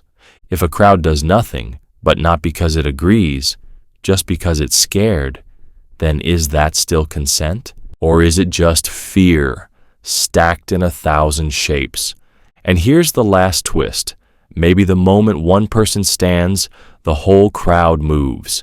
Maybe they were all waiting for that one spark, that one breath of courage, that one small crack in the glass. But no one wants to be that crack, because it's fragile, because it breaks first. So the crowd waits, and becomes eternal, not in time, but in stillness. That is the eternal crowd. A gathering that never begins, a movement that never moves, a paradox of people staring at each other, each waiting for a signal they are supposed to send. Welcome to the next paradox. This one is backward, fading, and quietly slipping. If time moved backward for you, but forward for everyone else, would you be unaging or slowly erasing yourself from history? You open your eyes. The clock ticks backward. People around you walk into rooms they just left. Sentences are spoken in reverse. Footsteps return to where they came from, but only for them. For you, everything feels normal. You're breathing, thinking, moving, but the world pulls away from your direction. You get younger, your skin smooths, your scars disappear, your body rewinds, but no one else notices. They continue aging, growing, changing. Their lives stretch forward while yours folds in on itself. So now the paradox begins. Are you reversing time or being deleted from it? At first, it feels like a gift. You remember things others have forgotten. You meet people for the first time, again. They speak to you like strangers, but you remember their goodbye. They haven't said it yet, but they will. Or rather, they did, just not for them. You live backward. Their future is your past, but you can't stop it. Each day you wake up earlier in your own story. You're moving toward your birth, toward silence. Everyone else is walking away from it. You smile, and someone forgets why. You explain something, and they hear confusion, because you're already remembering something they haven't experienced yet. You try to hold on, but everything slips. Your achievements vanish. Your relationships reverse. Friends become strangers. Lovers become first glances. Parents grow younger while you watch your own knowledge dissolve. So ask, are you gaining youth or losing reality? You look in the mirror, a younger face, fewer wrinkles, less weight, but the price is memory. Events unhappen, words unsaid, actions undone. You didn't fix mistakes, you erased them. But without those mistakes, are you still you? Each step backward changes the foundation under your feet. The path is gone, but you're still walking. So, what are you standing on? You meet someone you love, but for them, it's the beginning. For you, it's the end. You already know how it ends. They don't even know what's starting. And as time pulls you back, their connection fades. For them, it's growing. For you, it's dying in reverse. So who's right? You kiss them, and it's your last time, but they're first. You remember the fights, the apologies, the laughter, but they haven't lived those yet. They will, but not with you. with the version of you that's already slipping away. Now the paradox sharpens. If you experience the whole relationship backward, did it ever really happen? Or did you just watch it fall apart in the wrong direction? You try to write a letter, but your words vanish before the ink dries, because tomorrow your hand forgets how to write it. The letter writes itself. Your thoughts fade, not because you forget, but because they were never formed in the first place, not in this direction. You know too much but can't say anything, because what you say is out of order. What you feel is from another timeline.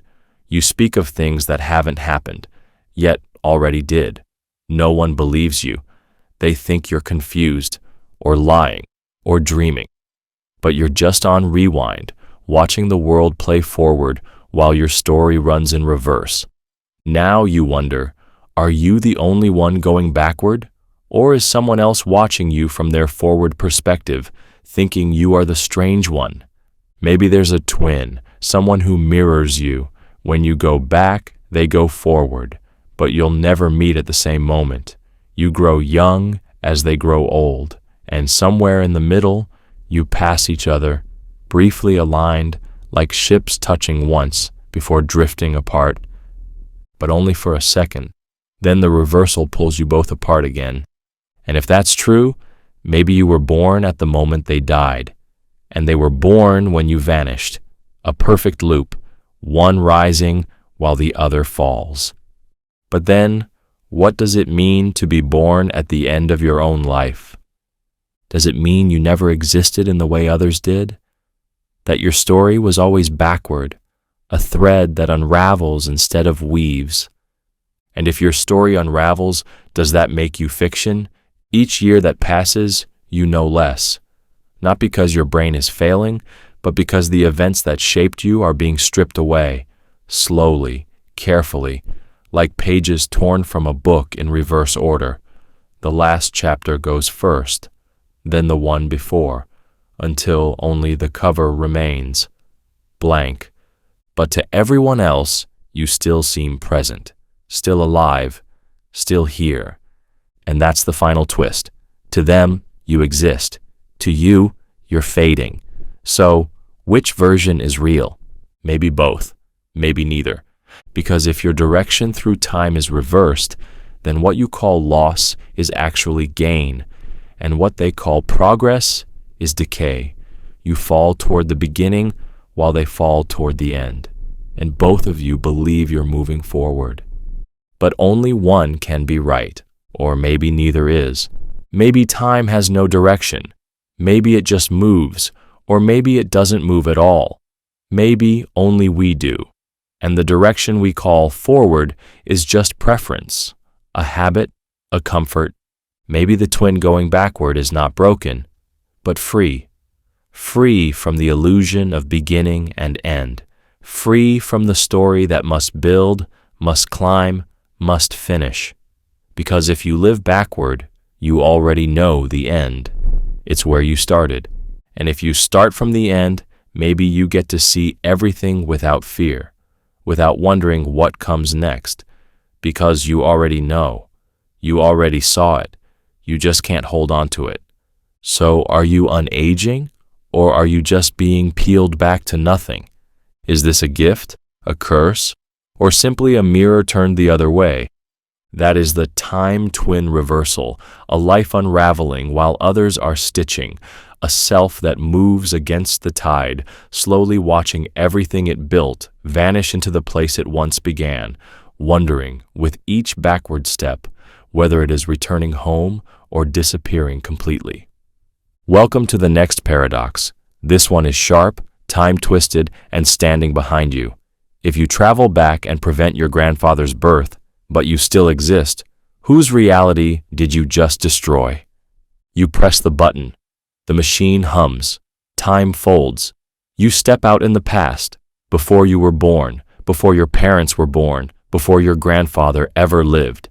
And somehow, with purpose or mistake, you stop him from being born. Maybe you convince someone not to meet. Maybe you break a moment, or maybe something darker. But the result is the same. Your grandfather never exists. And yet, you're still standing there, breathing, watching, existing. Now the paradox begins, because without him, there is no parent. Without that parent, no you.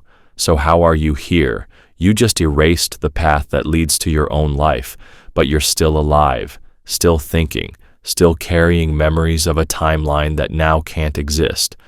So where are those memories stored? If you came from a world that needed him, and now he's gone, then your world no longer has a reason to be. It's a shadow cast by a light you just turned off. Now ask, did you destroy your own reality or just step into another one? Maybe the moment you changed the past, time split. A fork in the road. One side goes on without your grandfather. A world that never births you, but the other, the one you came from, remains. Your existence comes from there. Your body, your thoughts, your mission, they all came from a place that no longer connects to here. So maybe you didn't erase your reality. Maybe you just cut yourself off from it. But if that's true, what happens to it? If it needed a cause that no longer exists, does it fall apart? Or keep going without logic, just a ghost of a timeline still pretending it makes sense? Or maybe it doesn't matter. Maybe the moment you altered the past, the new timeline became your prison. You can't go back. The version of history you remember is unreachable now, a road you burned behind you. And what's left is this: a world that knows no version of you should exist in it, but somehow, here you are. You are a glitch in your own story. And now, the question deepens: whose reality did you ruin? Yours? Maybe. But also your parents, your siblings. Every event your family touched, the ripple moves out, further, wider. Without your grandfather, maybe your parent is never born. Maybe your teacher was never taught. Maybe the stranger you bumped into on the street was never saved by your choice. One erased link erases countless branches. But still, you're here. So the damage spreads, but you remain. You walk through a world that doesn't recognize you, a world you don't belong to, a world built on rules you just broke. So are you still real? If no one remembers the family you came from because it never existed, then who are you? A traveler without a past, a name with no roots, a memory of a future that never had permission to exist? You look in the mirror. Your face is the same, but your meaning is gone. No origin, no history, just presence, just being. So does being matter more than beginning? Maybe identity doesn't need cause. Maybe existence can float, unattached to logic. But if that's true, then everything we understand about time breaks, because effect is supposed to follow cause. But you are the effect of a cause you erased, and still, you exist. Now flip it. What if you didn't create a new timeline? What if time is fixed? What if your attempt to erase your grandfather was always part of the past? Maybe your actions led to his birth instead of preventing it. Maybe your interference caused the thing you thought you stopped. You thought you ended him, but you started him. So now you're the reason you exist. And yet you didn't mean to be. So who caused who? If you went back to stop something that your trip actually created, then the paradox becomes a loop, a circle with no beginning. You went back because he existed. He exists because you went back. So you're born because you traveled, and you traveled because you were born. No start, no end, just rotation. But what if your trip was successful? What if he's truly gone, and you're just left over, an echo from a canceled history, still walking, still thinking, but every second your presence becomes less supported, like a structure standing without its foundation, a body without gravity, a thought with no thinker? Then maybe you're not alive. Maybe you're just a memory in motion. Maybe time hasn't noticed you yet, but it will. And when it does, will you fade or crash? Here's another possibility. What if you didn't erase your world, but replaced it? You took someone else's place, a version of you that was never born in this line. You stepped into their role, their space, but now everything feels just a little wrong. People sense it.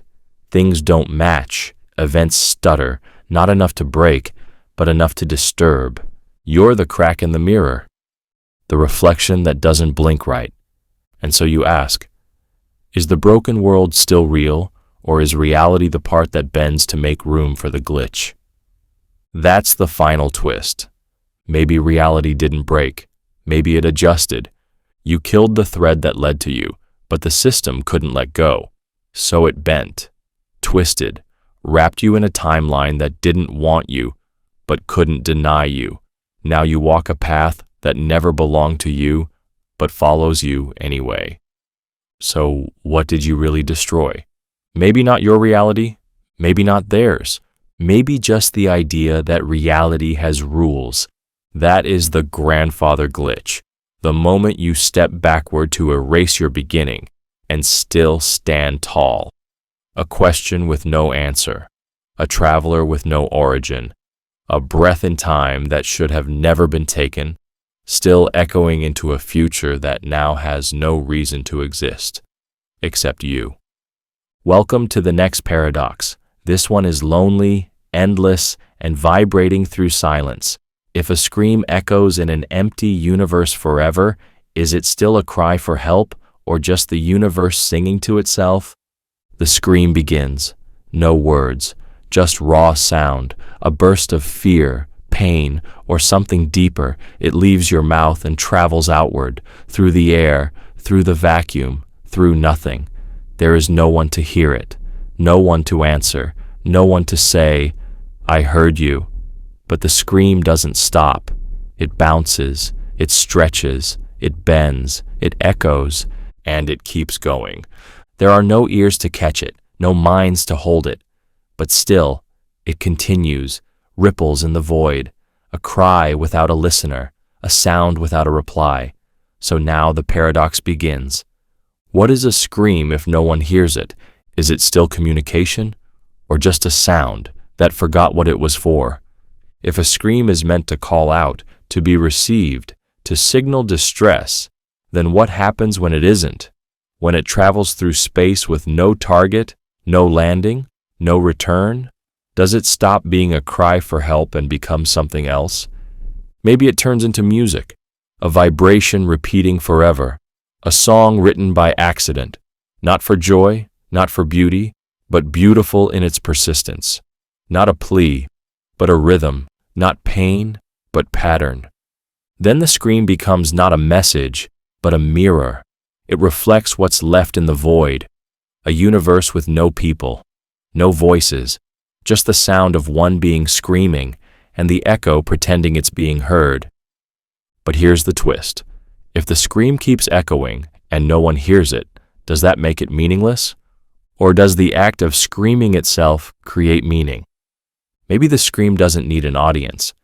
Maybe it exists for its own sake, a burst of selfhood, a declaration, I am here, I am afraid, I exist, even if no one ever knows. Then the scream becomes a monument, not to survival, but to existence. It doesn't ask to be heard, it just is, floating in the dark, a ghost of sound, a memory of voice, a question no one can answer. Or maybe the scream is not memory, but prophecy. Because if it never stops, then it might someday be heard. Someday, something might wake, might float through the silence, might catch the echo and say, "This came from somewhere." And even if the screamer is long gone, the scream lives. A trace, a mark, a signal from the past. So is the scream still a cry for help? Or has it become hope? Now flip it. What if the universe never had anyone in it except the screamer? No life, no listeners, just one voice and infinite space. Then the scream is not a message. It's not a call. It's just the only sound that ever was. In that case, the scream is the voice of the universe. Not human, not personal, just the universe discovering it can make sound, that it can shake itself, that it can move, then the scream is not a cry, it's a beginning. The first note in a silent cosmos, the first ripple in still water. So maybe the scream wasn't meant to be answered. Maybe it wasn't even pain. Maybe it was instinct, like lightning, like fire, not asking, but existing, a flare of presence, a signature. But now ask, if there's no meaning behind it, is it still a scream? Or is it just noise? Maybe what makes a scream is the belief that someone might hear it. Without that, it's just vibration, just pressure, just energy pushing against silence, and the belief gives it weight, direction, purpose. But belief needs a mind, a will, and if that mind is gone, if the screamer fades, then the sound goes on alone. Purpose erased, only the echo remains. So now the paradox turns cold. Does the echo carry meaning if the meaning maker is gone? If a book survives but the language is lost, is the message still there? If the scream survives but the screamer is forgotten, is it still a cry? Or is it just the universe talking to itself? Maybe that's what all sound becomes in the end, an echo without a source, a reflection with no face. The scream that once meant help now becomes the hum of background space, no longer shocking, no longer urgent, just part of the fabric, just the song the universe sings when no one's listening. But what if the scream never belonged to a person?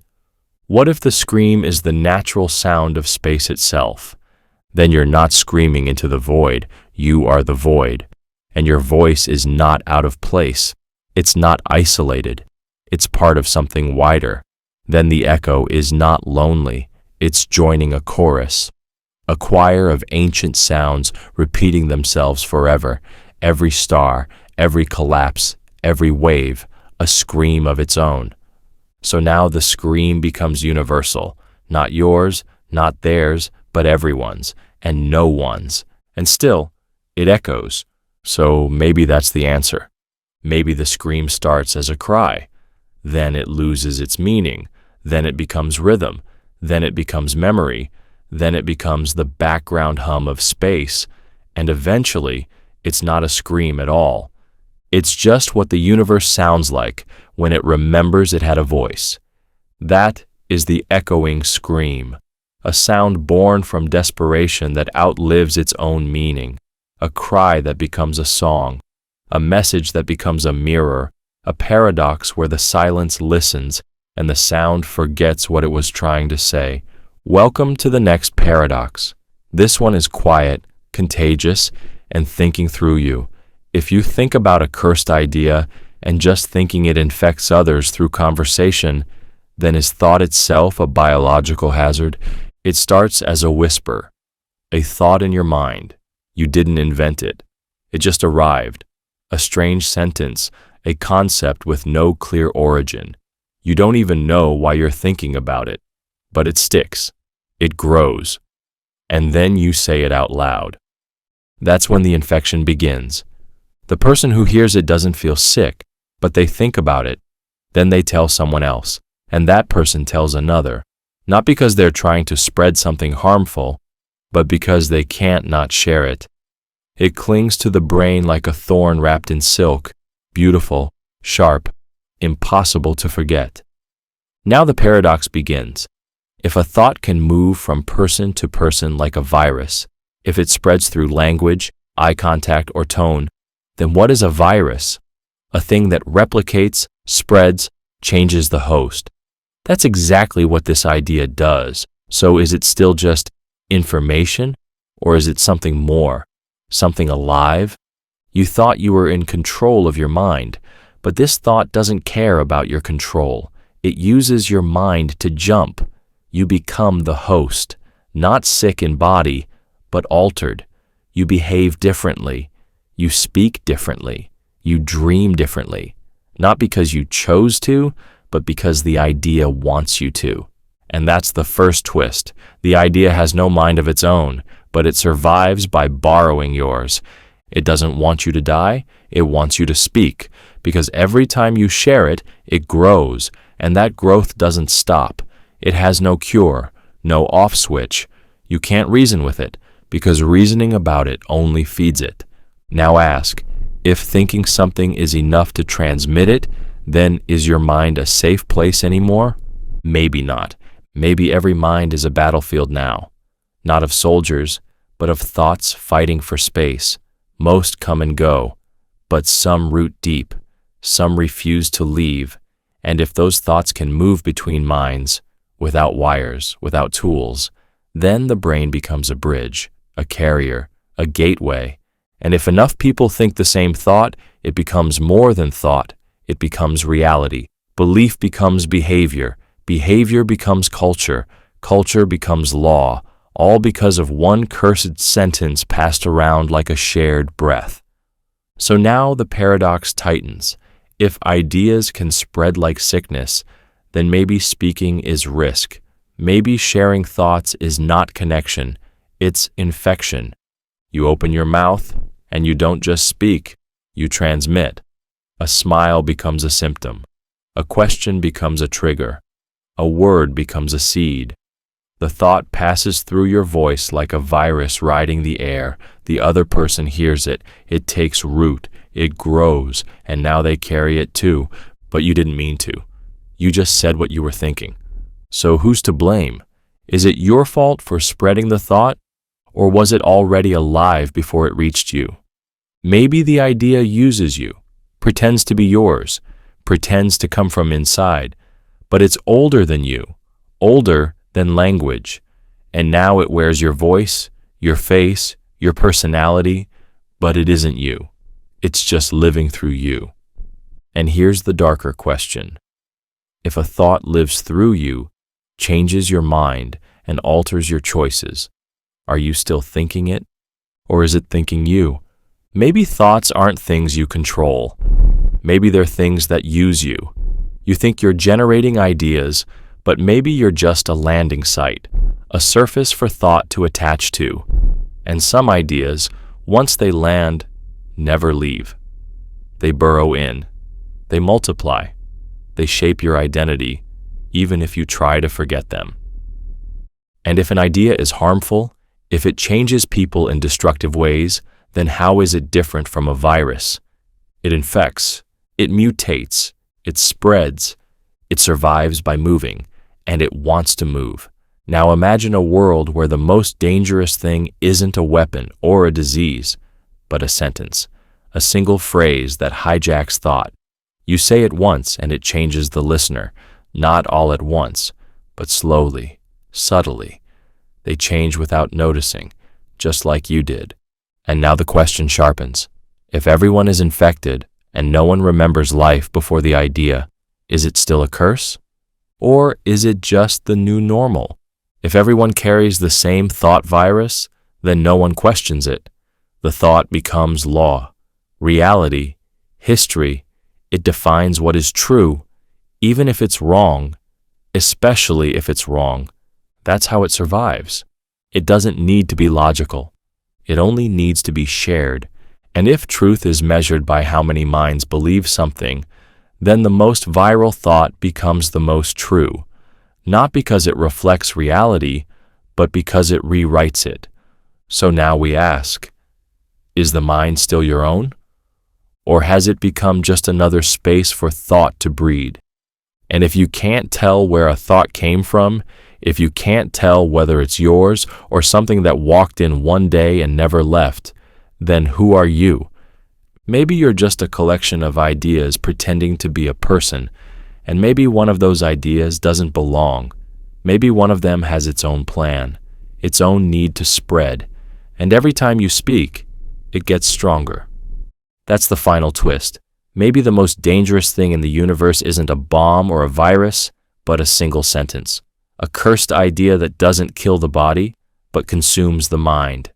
That passes from friend to friend, from parent to child, from stranger to stranger, until no one remembers how it started, or who was the first to speak it. That is the mind virus, a thought that thinks through you, a whisper that uses your voice, a paradox where thinking becomes transmission, and the only way to protect others is to stay silent until silence itself becomes suspicious, and even your fear becomes the next symptom. Welcome to the next paradox. This one is circular, familiar, and looking you straight in the face. If you meet your future self and they warn you not to become them, but to do so would make you them, how do you escape? It starts with a meeting. You walk down the street or turn a corner or wake up in a strange place, and there they are. You, older, worn, maybe colder, maybe wiser. They have your eyes, your voice, your memories. They say one thing, don't become me. But just by hearing that, everything begins to change. You start to wonder what made them that way, what choice led to their face hardening, their voice trembling, their regrets deepening. You ask questions, they refuse to answer, or maybe they give you a list, a set of warnings, paths to avoid, mistakes not to make. And now, with every step, you hesitate. Every decision feels like a trap. You start to scan your life for signs. You analyze every emotion. You measure every word, trying to step around the fate they showed you, trying to move in a direction that leads somewhere else. But in doing that, you're following their influence, reacting to their presence. You change not because you chose to, but because they told you to. And that's the paradox. In trying not to become them, you've already taken the first step toward becoming them. You remember their warnings. You replay their words. You try to reverse engineer their pain. But the more you think like them, the more you become like them. Because thought leads to habit. Habit leads to identity. And identity, that's what you were trying to escape. So now you're in a loop. They told you not to become them, but that very act, meeting them, listening, reacting, begins the transformation. You're haunted not by a future you might become, but by a future you're now already building. You try to rebel. You do the opposite of what they said. You ignore every warning. But even that is a form of obedience, because your choices are still shaped by their voice. Whether you follow or reject it, you're not free. You're still inside the loop. Now ask, where did the loop begin? Maybe you went back to warn yourself once too. Maybe what you saw in the future was so terrible that you returned and said the same words and gave the same warnings and watched your younger self react the same way. And you realized too late, you were the very person you were trying to prevent them from becoming. So the warning doesn't stop the loop, it completes it. Every version tries to break it. Every version fails, because the act of warning is the cause of becoming. Now imagine this has happened 1,000 times, each version slightly different. Some versions rebel hard, some versions listen carefully, but all of them, by hearing the warning, fall into the same shape, the same fate, the same face in the mirror. And so the loop tightens. The doppelganger isn't just your future. It's your future reacting to its past, and you're not just the younger version, you're the echo, the one who will eventually walk the same path, wear the same face, deliver the same warning. You think, I'll break the cycle. But that thought is exactly what they thought. That's what you thought. So now the question turns. If trying to escape the loop is what causes the loop, then how do you escape? Can you ignore the warning? Pretend the meeting never happened? Live as if you never saw your own future staring back? Maybe. But that too is a response. Silence is still reaction. Denial is still movement. And even forgetting is shaped by the thing you're trying to erase. You might convince yourself you're different, that your choices are new, but every moment still carries their shadow. Every decision is made inside the knowledge they gave you. So now you face the paradox fully. The only way to avoid becoming them is to not hear the warning, but hearing the warning is the thing that begins the change. And once you've heard it, it's already too late. But maybe there's another possibility. Maybe the warning isn't a trap, it's a mirror.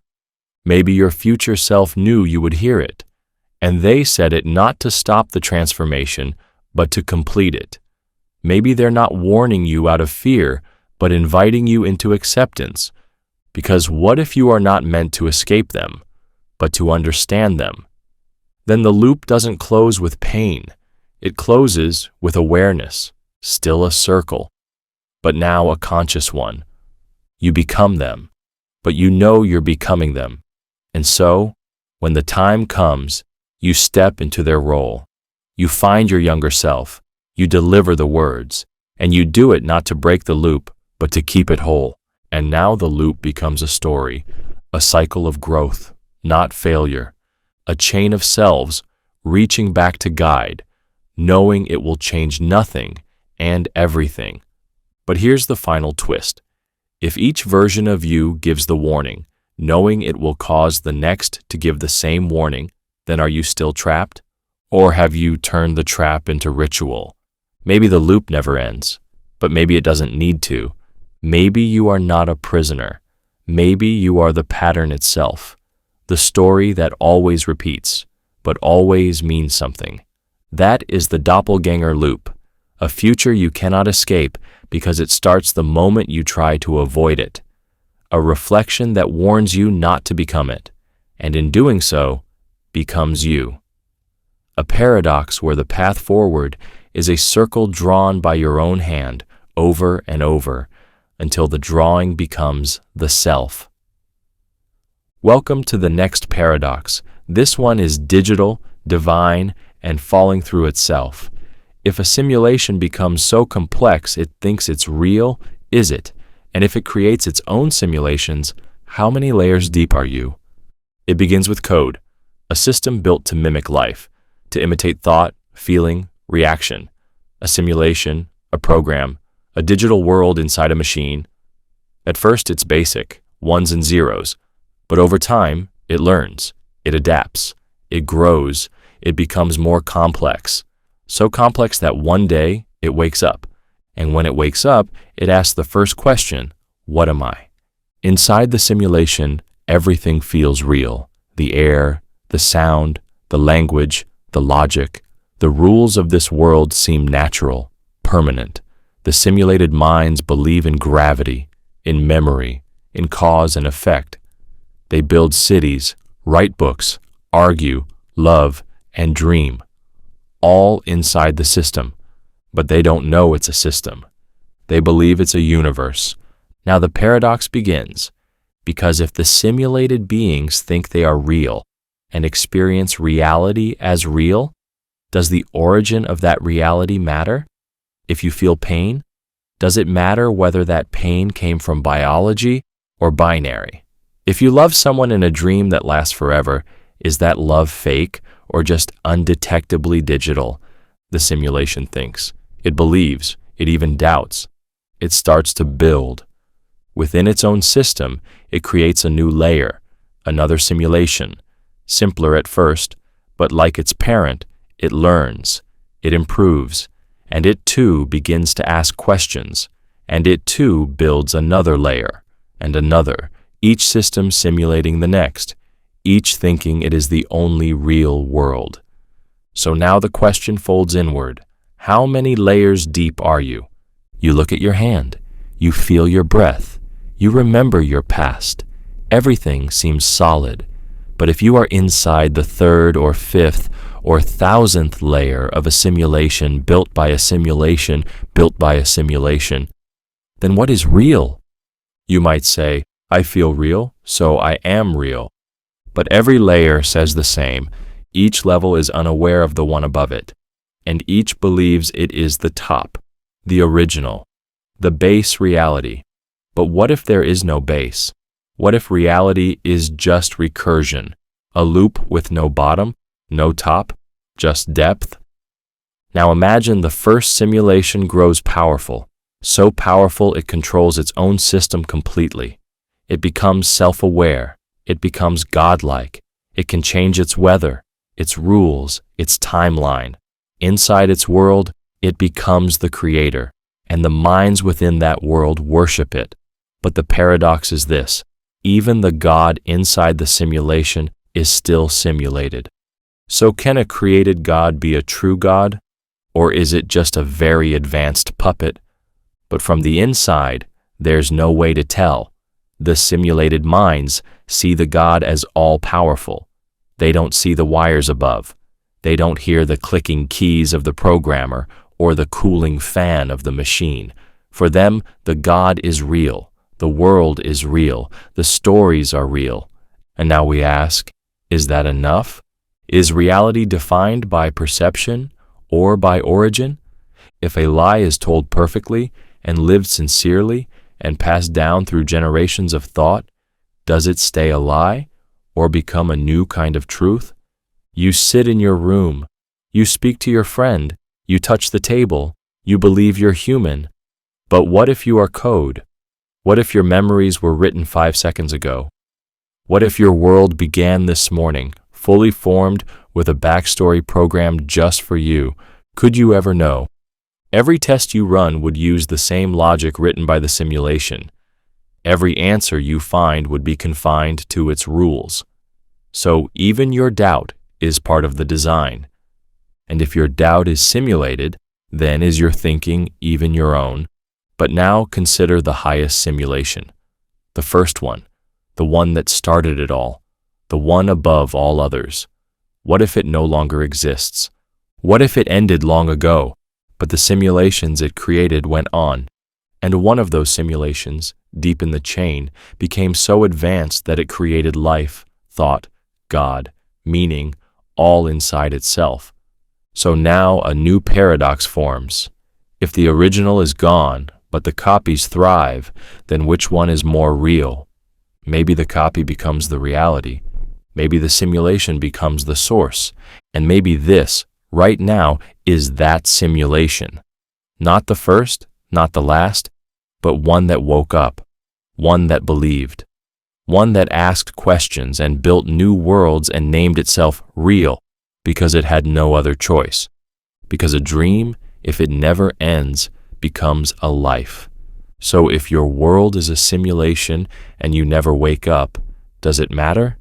If it gives you joy, sorrow, love, fear, if it gives you everything reality promises, then maybe fake isn't the right word.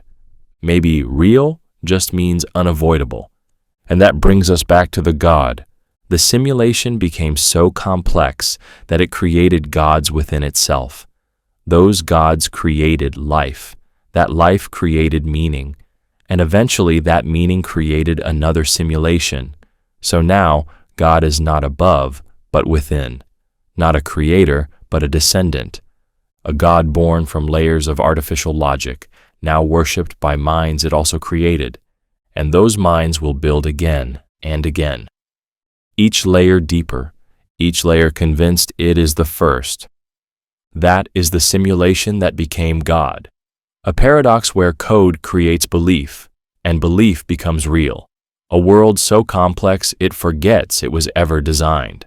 A loop of creators creating creators, each one built from the last, all asking the same question, never knowing how far down they really are. Welcome to the next paradox. This one is quiet, empty, and sitting in plain sight. If the world ended but no one noticed or cared, did it really end, or did indifference preserve it? The sky didn't fall, the oceans didn't rise, no fire, no sirens, no last-minute countdowns. But something ended. Maybe it was the meaning, maybe it was the movement, maybe it was the point. One day, people stopped looking up, stopped asking, stopped wondering. The lights stayed on, the machines kept humming.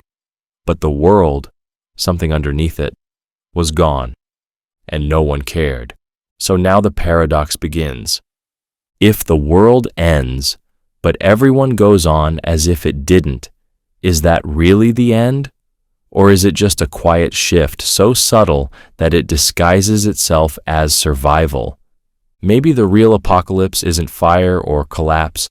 Maybe it's indifference, a moment when nobody reacts.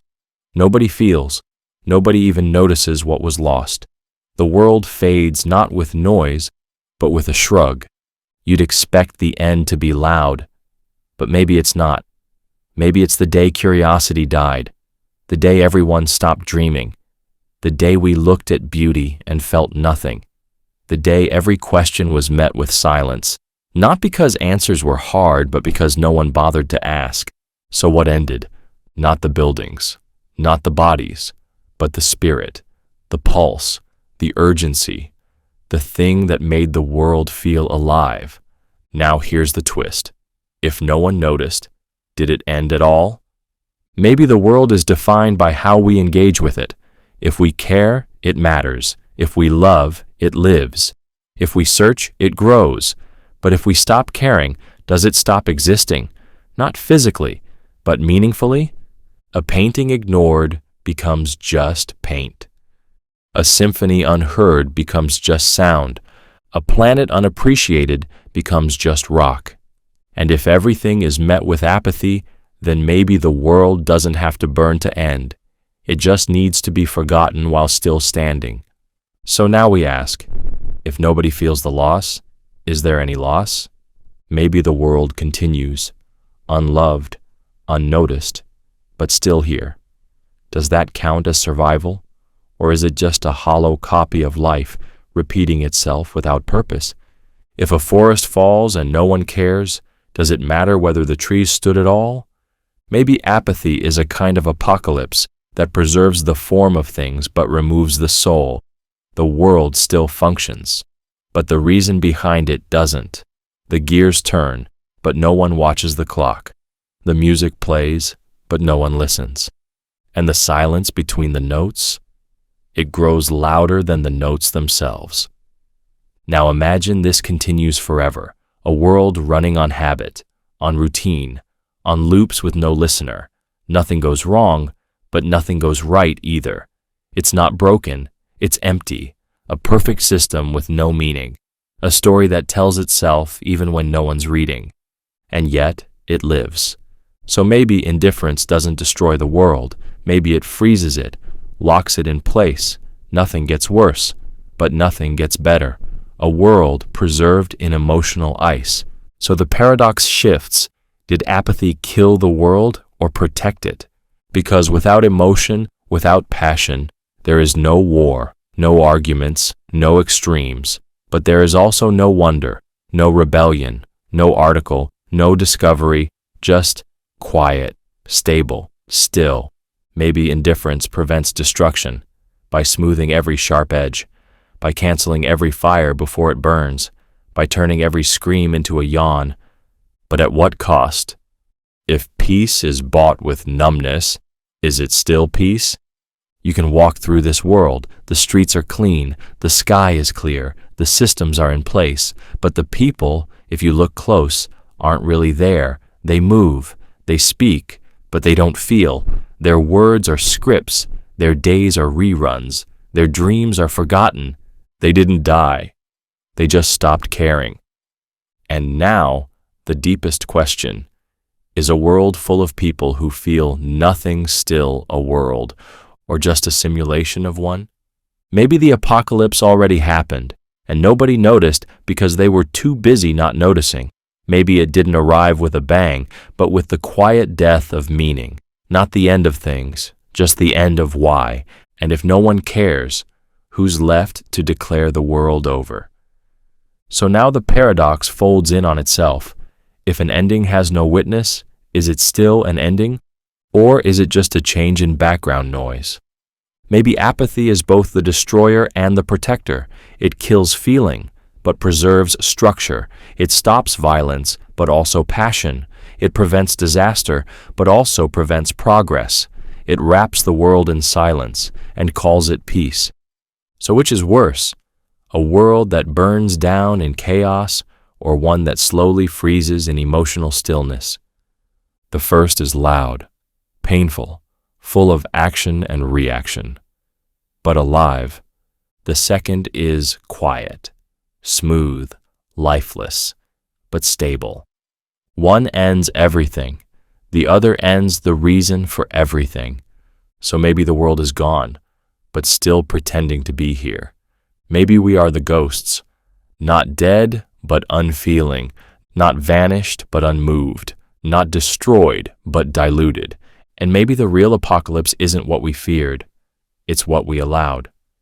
That is the apathetic apocalypse, a world that ended not with violence, but with silence, not with collapse, but with quiet continuation.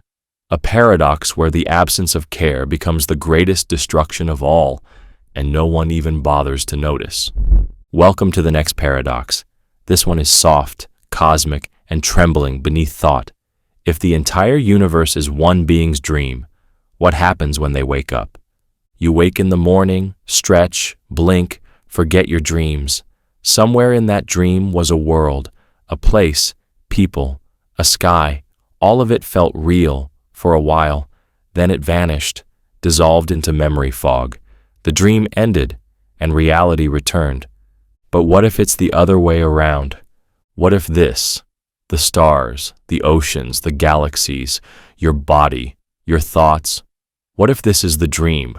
Not yours, someone else's, something else.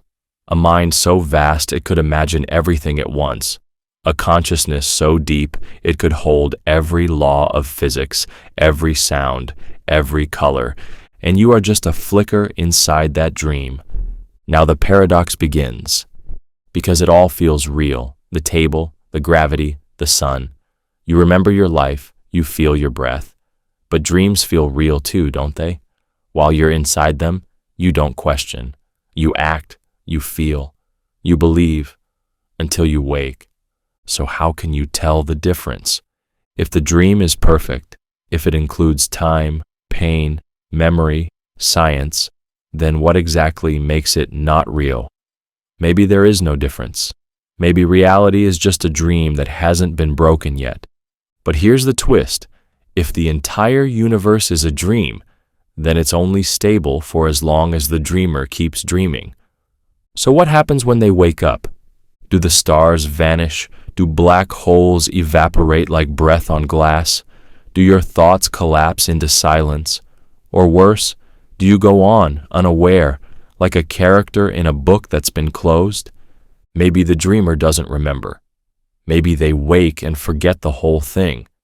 Then what happens to you? Do you freeze in place, like a paused story? Do you repeat endlessly, caught in the last loop of a fading mind? Or do you disappear entirely? Now imagine the dreamer is kind, peaceful. They imagine a world of balance, of beauty, of slow spinning galaxies and bright morning light. That's the world you know. But what if they have a nightmare? What if their dream sours? Then the laws bend, reality cracks, planets shatter for no reason. Fear floods the minds of dream beings. The nightmare spreads, and you can't fight it because it's not yours to change. You are made of the dream. You are shaped by the thoughts of something else. So now the paradox deepens. If you think, if you feel, if you love, but your existence depends on the stability of someone else's sleep, do you exist at all? Or are you just an echo? If you discover the laws of the universe, are you discovering the structure of reality or just the rules of someone's imagination? Is physics the logic of a dream? Is time just a rhythm the sleeper prefers? And if so, what does that make you? You might say, I'm real. I think, therefore, I am. But even in dreams, the people you meet think, speak, argue, cry. You've seen them. You've been them. They seem real until you wake, and then they dissolve. So maybe you too are dissolvable. Now ask, if the dreamer dies, does the dream die too? Or is the universe so complex it can continue on its own? Maybe the dream reached critical mass, became self-aware, became you. Maybe you are the part of the dream that began dreaming back, and now the dreamer is irrelevant. But if that's true, then the dreamer becomes your God, but also your ghost. And what if you're not alone? What if the dreamer dreamed others like you, each believing they are the center, the main story, the first thought? then reality is a stage full of minds that believe they are real when none of them are. Just dream figures dreaming other dream figures. So how do you know if you're the original or just the thought of a thought? Maybe you dream too. Maybe every night your dreams are your own universes, full of people who think they're real, who cry when they're hurt, who kiss when they're in love. You forget them, but they live, at least for a while. So what if your dream beings ask the same question? Am I real? Now you are the dreamer, and you know they aren't, but they don't know that. They live in belief, in wonder, in fear, just like you. So maybe the dreamer of this universe is just like you, asleep, somewhere, unaware that their creation is asking questions, that their thoughts are exploring philosophy, that a billion galaxies inside their mind are searching for truth, and maybe they'll never know. But if they do wake up, even for a second, what happens then? Does time stop? Do we vanish? Or do we become real by their awareness of us? Maybe we're only waiting to be noticed. Maybe the dream becomes real the moment the dreamer knows they're dreaming. Maybe that's the goal, to awaken within the dream. Not to end it, but to see it. To become both dreamer and dreamed. So now the paradox tightens. If you're part of a dream and you realize it, do you wake the dreamer or become them? Maybe awareness is the key. Maybe the only way out of the dream is through it. Maybe the only way to keep it alive is to believe in it fully. But belief is fragile. What if enough people stop believing? What if enough minds say, this isn't real, and the dream begins to crack, not from outside, but from within? Then maybe the dream doesn't end because the dreamer wakes, but because the dream no longer believes in itself. That is the dream of the universe, a world built in the mind of something sleeping, a paradox where reality depends not on matter, but on memory, where the stars are bright only as long as the dreamer imagines light, where the deepest truth may be this: you are the thought of a thought, asking itself if it's real. Welcome to the next paradox. This one is heavy, certain, and already written. If knowing the future makes it unchangeable, then is knowing it a curse that creates the future? You see it, a vision, a sentence, a moment, something from tomorrow. It might be your success, your failure, your fall, your rise. It flashes in your mind with perfect clarity. You don't know how, but you know it's true. You've seen the future. Now the paradox begins. Because once you've seen it, you cannot unsee it. You carry it like a stone in your pocket. Every step you take is shaped by it. Every choice bends around it. You can't stop thinking about it. And the more you try to avoid it, the closer it seems to come. You say, I'll choose differently, I'll fight it. But every action you take in resistance becomes part of the path that leads to it. The warning becomes the reason. The vision becomes the map. You thought knowledge gave you power, but it only gave you the trap. Now ask, if you had never seen it, would it have still happened? Maybe not. Maybe seeing it made it real. Maybe the act of knowing turned a possibility into a certainty, like water freezing when watched, like a future solidifying under your gaze. So now you wonder, was the vision true? Or did it become true because you saw it? If you see yourself fall and try to step away but trip instead, was that the fall you saw? Was the fall avoidable until you tried to avoid it? Then maybe knowing the future is what forges the future. Maybe the prophecy was a mirror, and your fear of it etched it into the world. So the knowledge isn't power, it's weight. You're no longer walking freely. You're following a script you can't rewrite. Even if you burn the pages, the story still finds a way to play out.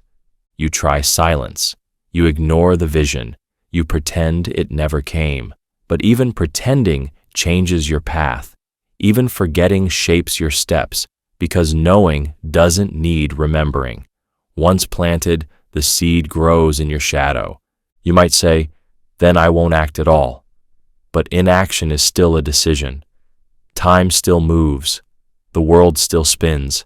And even standing still leads somewhere. The path just goes around you, not through you. So the paradox deepens. The moment you know, your future becomes fixed, not because it must happen, but because you believed it must. The curse is not in the event, it's in the certainty. The moment you feel there's no escape, escape disappears.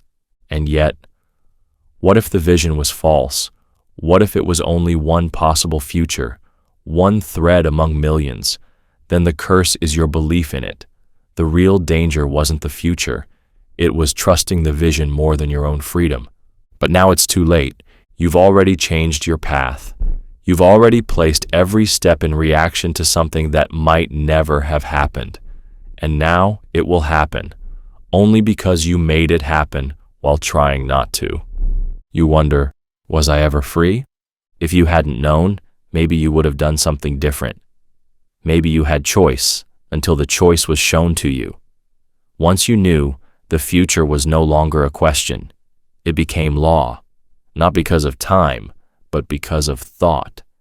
And now, the cruelest twist. Maybe the vision only showed what you would choose after seeing the vision. So it wasn't showing the future, it was showing the effect of knowing the future. It was always about you responding to it, not about the future itself. You didn't see a trap. You built it. Now imagine a world where no one sees their future, where possibilities are wide, where freedom breathes. But then, someone learns the future, just one person, and the moment they know, they become stuck. Their life narrows, their choices close. The future becomes less a place and more a sentence. So knowledge becomes isolation, a fence around one mind, a wall built out of what-ifs that all collapse into one when watched too closely. And now you see the paradox clearly. Knowing the future doesn't lock you in because time is fixed. It locks you in because the knowing rewrites your story.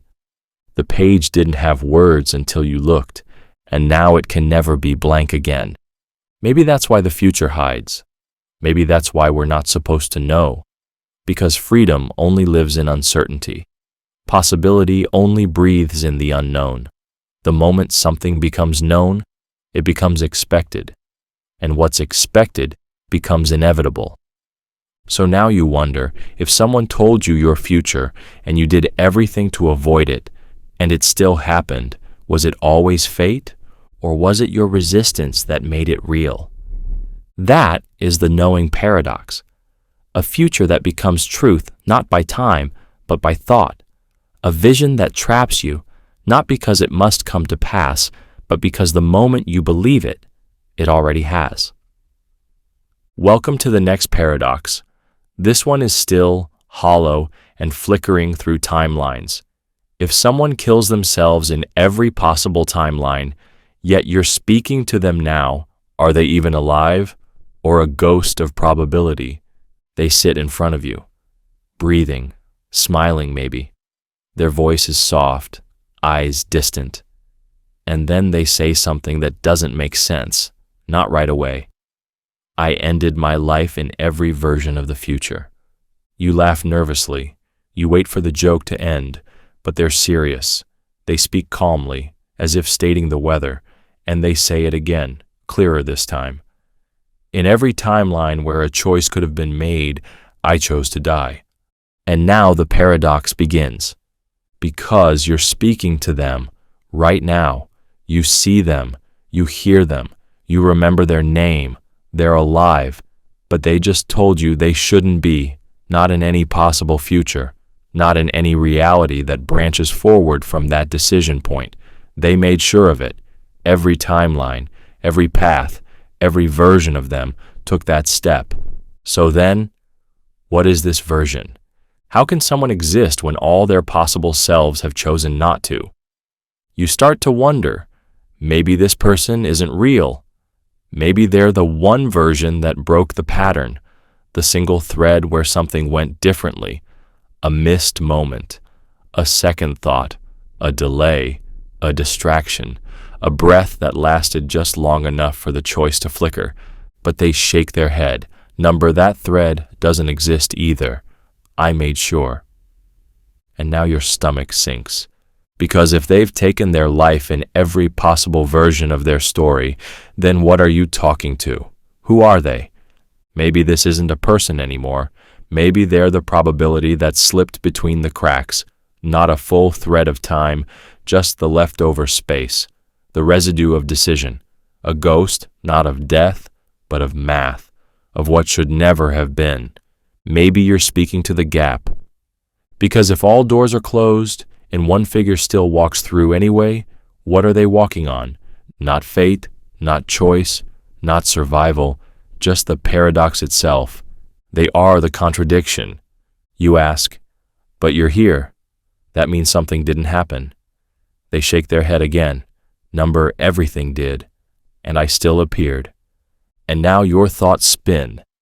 If every timeline ends in death, and yet the person appears alive, are they even part of the timeline anymore? Or are they something else? Something the timelines couldn't hold? A glitch? A leftover? A question without a question mark? Maybe they aren't here in the way you are. Maybe they're a reflection, a shimmer, a version stitched together from pieces that don't belong. The future said no. The past agreed. But somehow, a shape still formed. A shape that walks, speaks, breathes, but isn't meant to. And maybe they feel it too. They speak like someone who's already left. Their laughter sounds far away. Their words don't settle. They hover. They speak in past tense even when the moment is present. They say, I remember choosing. I remember the fall, the pills, the bridge, the water, the fire, the silence. I remember all of it. And yet here I am. You want to believe this is a second chance, a miracle, a lucky break. But what if it's not? What if this version of them isn't lucky? What if this version is trapped? If someone breaks through the end of all their stories, they don't start again. They float, outside, unanchored, not alive, not dead, not rewritten, just unwritten. And that's the paradox. If you end every path forward, but your consciousness still exists, where is it sitting? On whose time? They say, I think I'm just the echo. And that's the most terrifying thought of all. Because an echo isn't real. It's what's left when something else fades. It sounds like a voice, but it's already gone. And if this person is the echo of all the versions that ended, then maybe they're not alive at all. Maybe they're what happens when death becomes absolute, but thought lingers anyway. You ask, but I'm talking to you. You're real. And they smile, sadly. Then define real. You reach out. You touch their hand. It's warm, solid, but still, something doesn't sit right. The warmth doesn't feel like life. It feels like memory, like a moment trying to remind itself what it used to be. Now you wonder, can someone exist purely because the universe can't quite forget them? Maybe the math says they should be gone. Maybe time says they ended. But emotion, grief, regret, guilt, love, maybe those things refuse to let go. Maybe the universe can't fully delete someone until no one remembers. And you remember. You care. And that might be the thread they're hanging on. So maybe you're the reason they're here. Not because they survived, but because you can't accept their absence.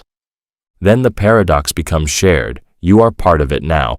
Because if every version of them dies but you hold one in your mind who didn't, then is that enough to keep them real? If memory gives shape and love gives form, then maybe they are built out of your refusal to forget. Maybe they are alive only in your presence. And when you leave, maybe they vanish again. And maybe they know that. That's why they sit so still, why their eyes don't ask anything, why they speak in soft tones, as if not to wake the silence that's waiting for them. They say, "Thank you for listening. I won't be here long." And you don't know if they mean physically or metaphysically, because when probability collapses, when all outcomes end in the same point, anything left after that isn't following rules. It's defying them. It's looping around reality instead of walking through it. And that is the deathless suicide. A person who should not be here, but is, not because they chose life, but because probability couldn't quite erase them. A ghost that speaks, a contradiction that breathes, a paradox sitting in your chair, asking only for a moment of your time, before time itself remembers they weren't supposed to be here at all. Welcome to the next paradox. This one is distant, echoing, and walking toward you. If ghosts are trapped in the past, are there living people trapped in the future, screaming into the present? You know the ghost story. Someone dies, and part of them lingers, stuck between moments, echoes of a life that can't move forward. They wander places they remember, repeating patterns, replaying grief, whispering to a world that can't hear them clearly. A ghost is a leftover, a presence pulled backward. But now imagine the opposite.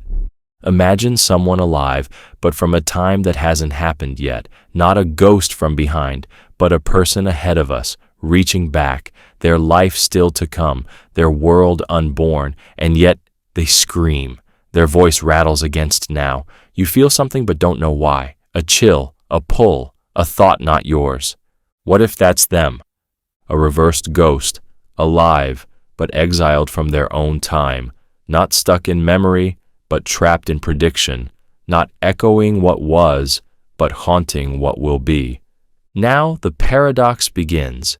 If a ghost is the past refusing to be forgotten, then a reversed ghost is the future refusing to wait. Maybe you've heard them, that strange sense you're being watched when no one's there, that dream that feels more like a warning, that sudden thought that doesn't match your own voice. Maybe those aren't ghosts. Maybe they're screams from people who haven't lived yet, people who know what's coming and are trying to stop it. They yell into the timeline, but the present isn't built to listen. Time moves forward. Ears are tuned to the past. So when the future speaks, all we hear is static. But what if that static is meaning? What if that noise is their message? Now ask, if they're alive in the future, how can they be here now? Maybe time doesn't work the way we think. Maybe it's not a line, but a room. And all the people who ever lived or will live are standing in different corners, whispering through the walls. Ghosts from the past press against one side. The living of the future press against the other. We're in the middle, and we feel both, but we only recognize one. We name the past. We remember the dead. We see their shadows, but when the future tries to speak, we call it coincidence, déjà vu, intuition, nonsense. Maybe that's how the reversed ghost hides, not because it's invisible, but because it's misnamed. They might see us clearly.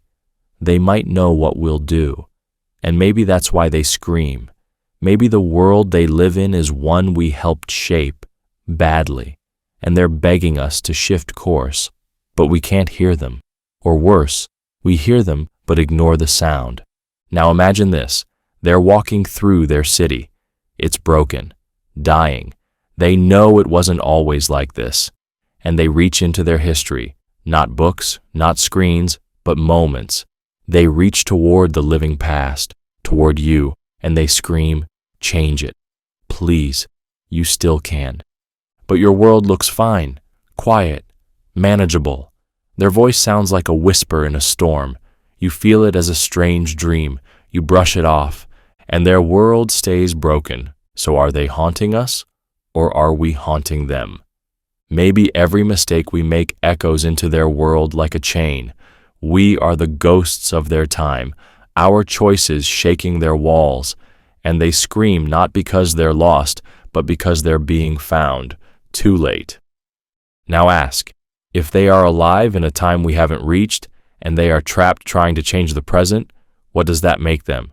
Not spirits, not memories, but still just as unseen, still just as helpless. A ghost with a body, but no voice we recognize.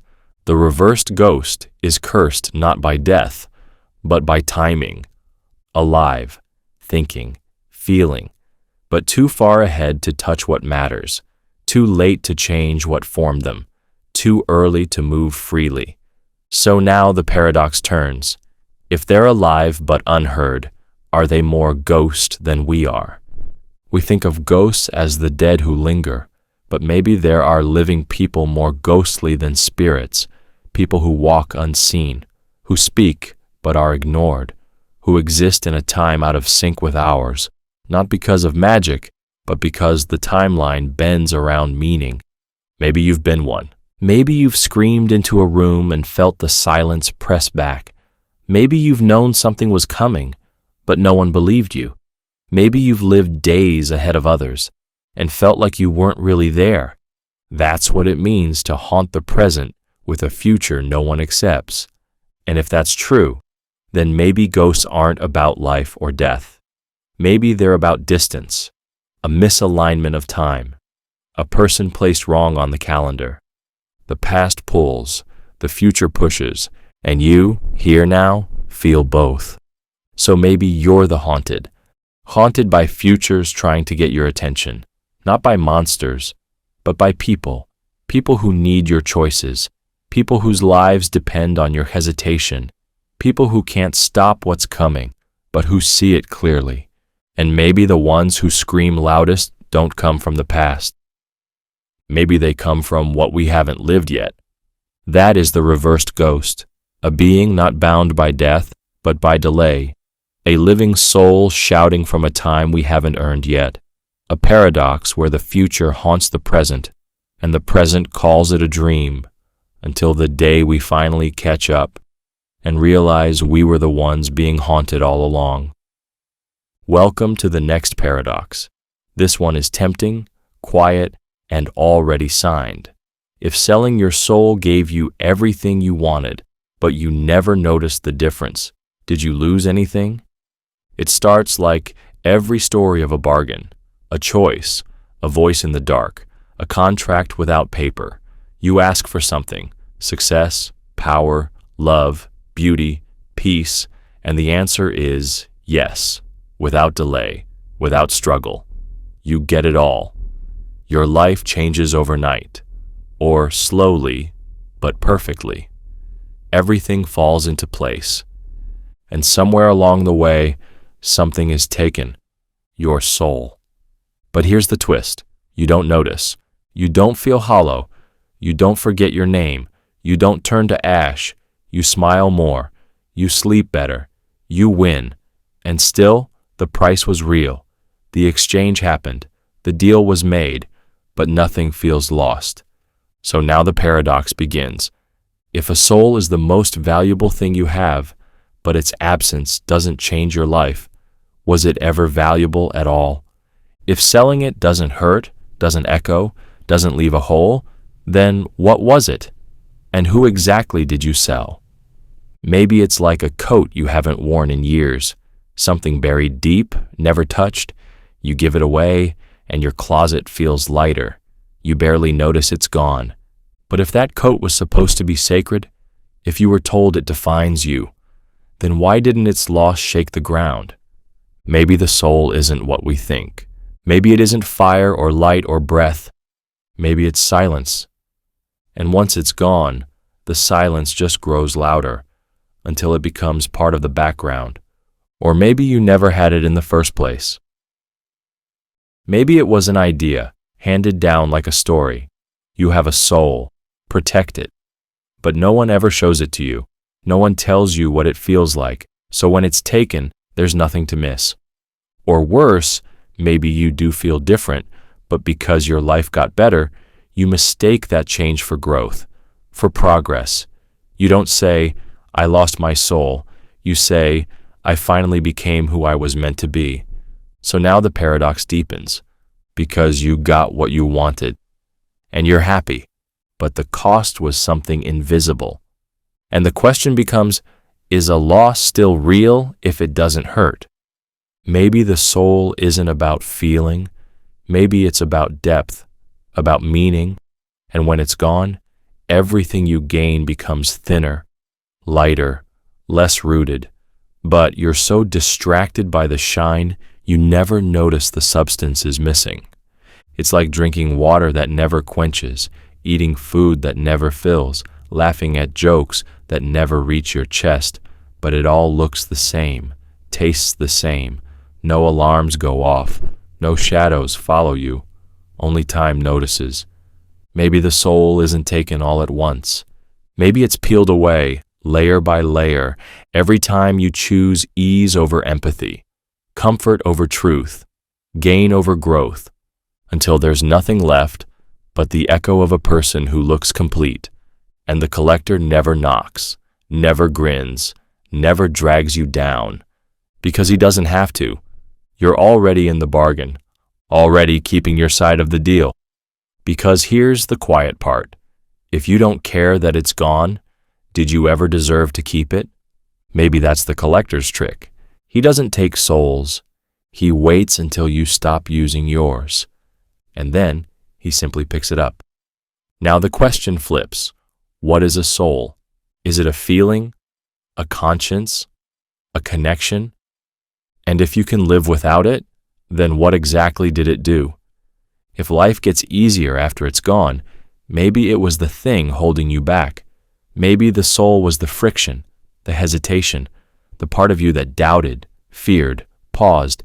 Maybe without it, you move smoother, win faster, shine brighter. But if that's true, why does the idea of losing it still feel wrong? Maybe because the soul isn't there to help you win. It's there to remind you why you play at all. So when it's gone, the game still works, but the purpose fades. And now the paradox sharpens. If life becomes perfect without your soul, then was your soul a burden? Or was it the only thing keeping that perfection from becoming meaningless? You stand at the top. Everything you asked for is yours, but no one knows you anymore. Not really. You smile, but it doesn't move your eyes. You speak, but your voice sounds like memory. You win, but you don't feel the weight of it. You try to remember what you traded, but there's no receipt, no scar, just a quiet certainty that something is missing. And the longer you live in the light, the darker that certainty becomes. Until one day, you ask, if I never noticed what I gave up, can I ever get it back? But you don't hear an answer, because maybe the soul was the thing that would have answered. That is the soul collector's bargain, a paradox where you trade what matters most, but never feel the loss until the gain grows too heavy. A silent deal made with your own reflection, a question hidden in your success, and the haunting truth that sometimes the worst kind of emptiness is the one that feels like everything. The dreamer's trap. You wake up from a dream in which you died. Not metaphorically, you felt it. You saw the world fade. Then you jolted awake. But something's wrong. Your room is slightly off. The light switch is on the wrong side. Your phone shows a time that doesn't exist. 26:04. You panic, try to leave, but the door leads to a copy of your room. Again and again, slightly different every time. The paradox reveals itself. What if you never truly woke up? What if you're still dreaming? And every time you think you've awakened, it's just another layer of the dream trying to contain your consciousness. You can't be sure anymore. The dream seems real, pain feels real, time passes, you remember things. But here's the curse. In a world where every layer of reality can fake your senses, your memories, even your belief in your own awakening, how could you ever prove you're not still dreaming? The deeper you think, the more impossible the exit becomes. The moment you believe you've escaped might just be the next trap. The static observer. Imagine a surveillance camera that records your entire life, every second. every breath, every mistake. But here's the twist. It doesn't just observe. It reacts. It never moves, never speaks, but when you act in a way that contradicts your nature, you feel it. Cold, heavy, watching harder. You notice patterns, coincidences, misfortunes, a creeping sense of judgment. Eventually, the paradox emerges. Is this camera merely documenting your life, or is it causing it? Are you making choices freely, or are you adjusting your behavior because of its gaze? Now you're trapped in the question, if every action you take is altered by the awareness that you're being watched, have you ever been your true self at all? And if not, who is the real you? The version that never acted under the lens, or the one you became to avoid punishment? Worse still, what if the camera doesn't exist? What if you invented it to justify the guilt that was always yours? The duplicated mind. A future technology allows you to copy your mind, every thought, memory, habit, into a digital clone. It can live on after you, or even run parallel to you. But one day, a glitch occurs. The moment your copy is activated, you are frozen. Your consciousness trapped, paralyzed, watching as the clone continues your life perfectly. It smiles like you, loves like you, moves through your world without anyone noticing. Everyone thinks you're fine, but you're just stuck. Your awareness trapped in a black room, screaming with no voice, watching your copy live better than you ever did. Here's the paradox. If the clone has all your memories and continues your life seamlessly, then aren't they you? But if you still exist in some form, suffering in silence, then your identity has been split. Your life has branched. Which one is real? You, who can no longer act, or the version that everyone loves, but was born from your erasure? And how would anyone know if the same thing already happened to them? The recursive stranger. You meet a stranger who seems to know everything about you, childhood secrets, your thoughts, things no one else could possibly know. You accuse them of stalking, of hacking, but they insist on one disturbing truth. I am you, from the future, a version that looped back. You don't believe it until they predict your next words, your exact reaction. They even show you a scar you don't have yet, but will in 2 weeks. It happens. The paradox grows darker. If they're truly you, then every choice they make, you'll eventually make. But they begin doing things you would never do. Cruel things, calculated, violent things. You try to resist, but the path unfolds exactly as they described.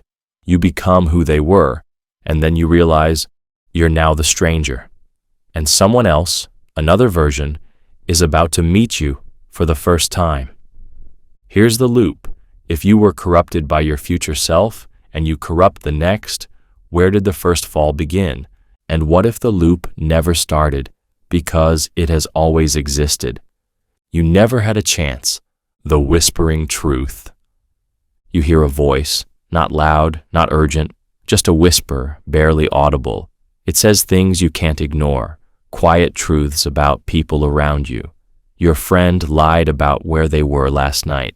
Your coworker resents you. Your partner doesn't love you the way they used to. And the worst part? The voice is always right. You test it. Say nothing when it speaks. Wait. And like clockwork, the truth unfolds. A text you weren't meant to see. A strange conversation overheard. Evidence always arrives. Undeniable. Too perfect. Eventually, the whisper grows bolder. It tells you what will happen. Who will betray you? Who will fall ill? Who will disappear? Every prediction unfolds with bone-chilling accuracy. You don't know where the voice comes from. Is it your subconscious? A god? Something deeper? But the paradox begins when it whispers something you don't want to believe. You don't exist. Not metaphorically, not spiritually. Literally. You are a construct, a filler consciousness built to witness pain. Your memories, implanted, your identity, recycled. You try to disprove it, of course, but everything the voice tells you only confirms its truth. You don't remember being a child, just flashes. Everyone around you seems more vivid than you, as if they're real, and you're just passing through. Now you're stuck in the loop. If the voice tells the truth, you aren't real. But if you are real, then the voice must be lying, which it never has. So what's worse, knowing you don't exist or continuing to believe you do when something else knows you better?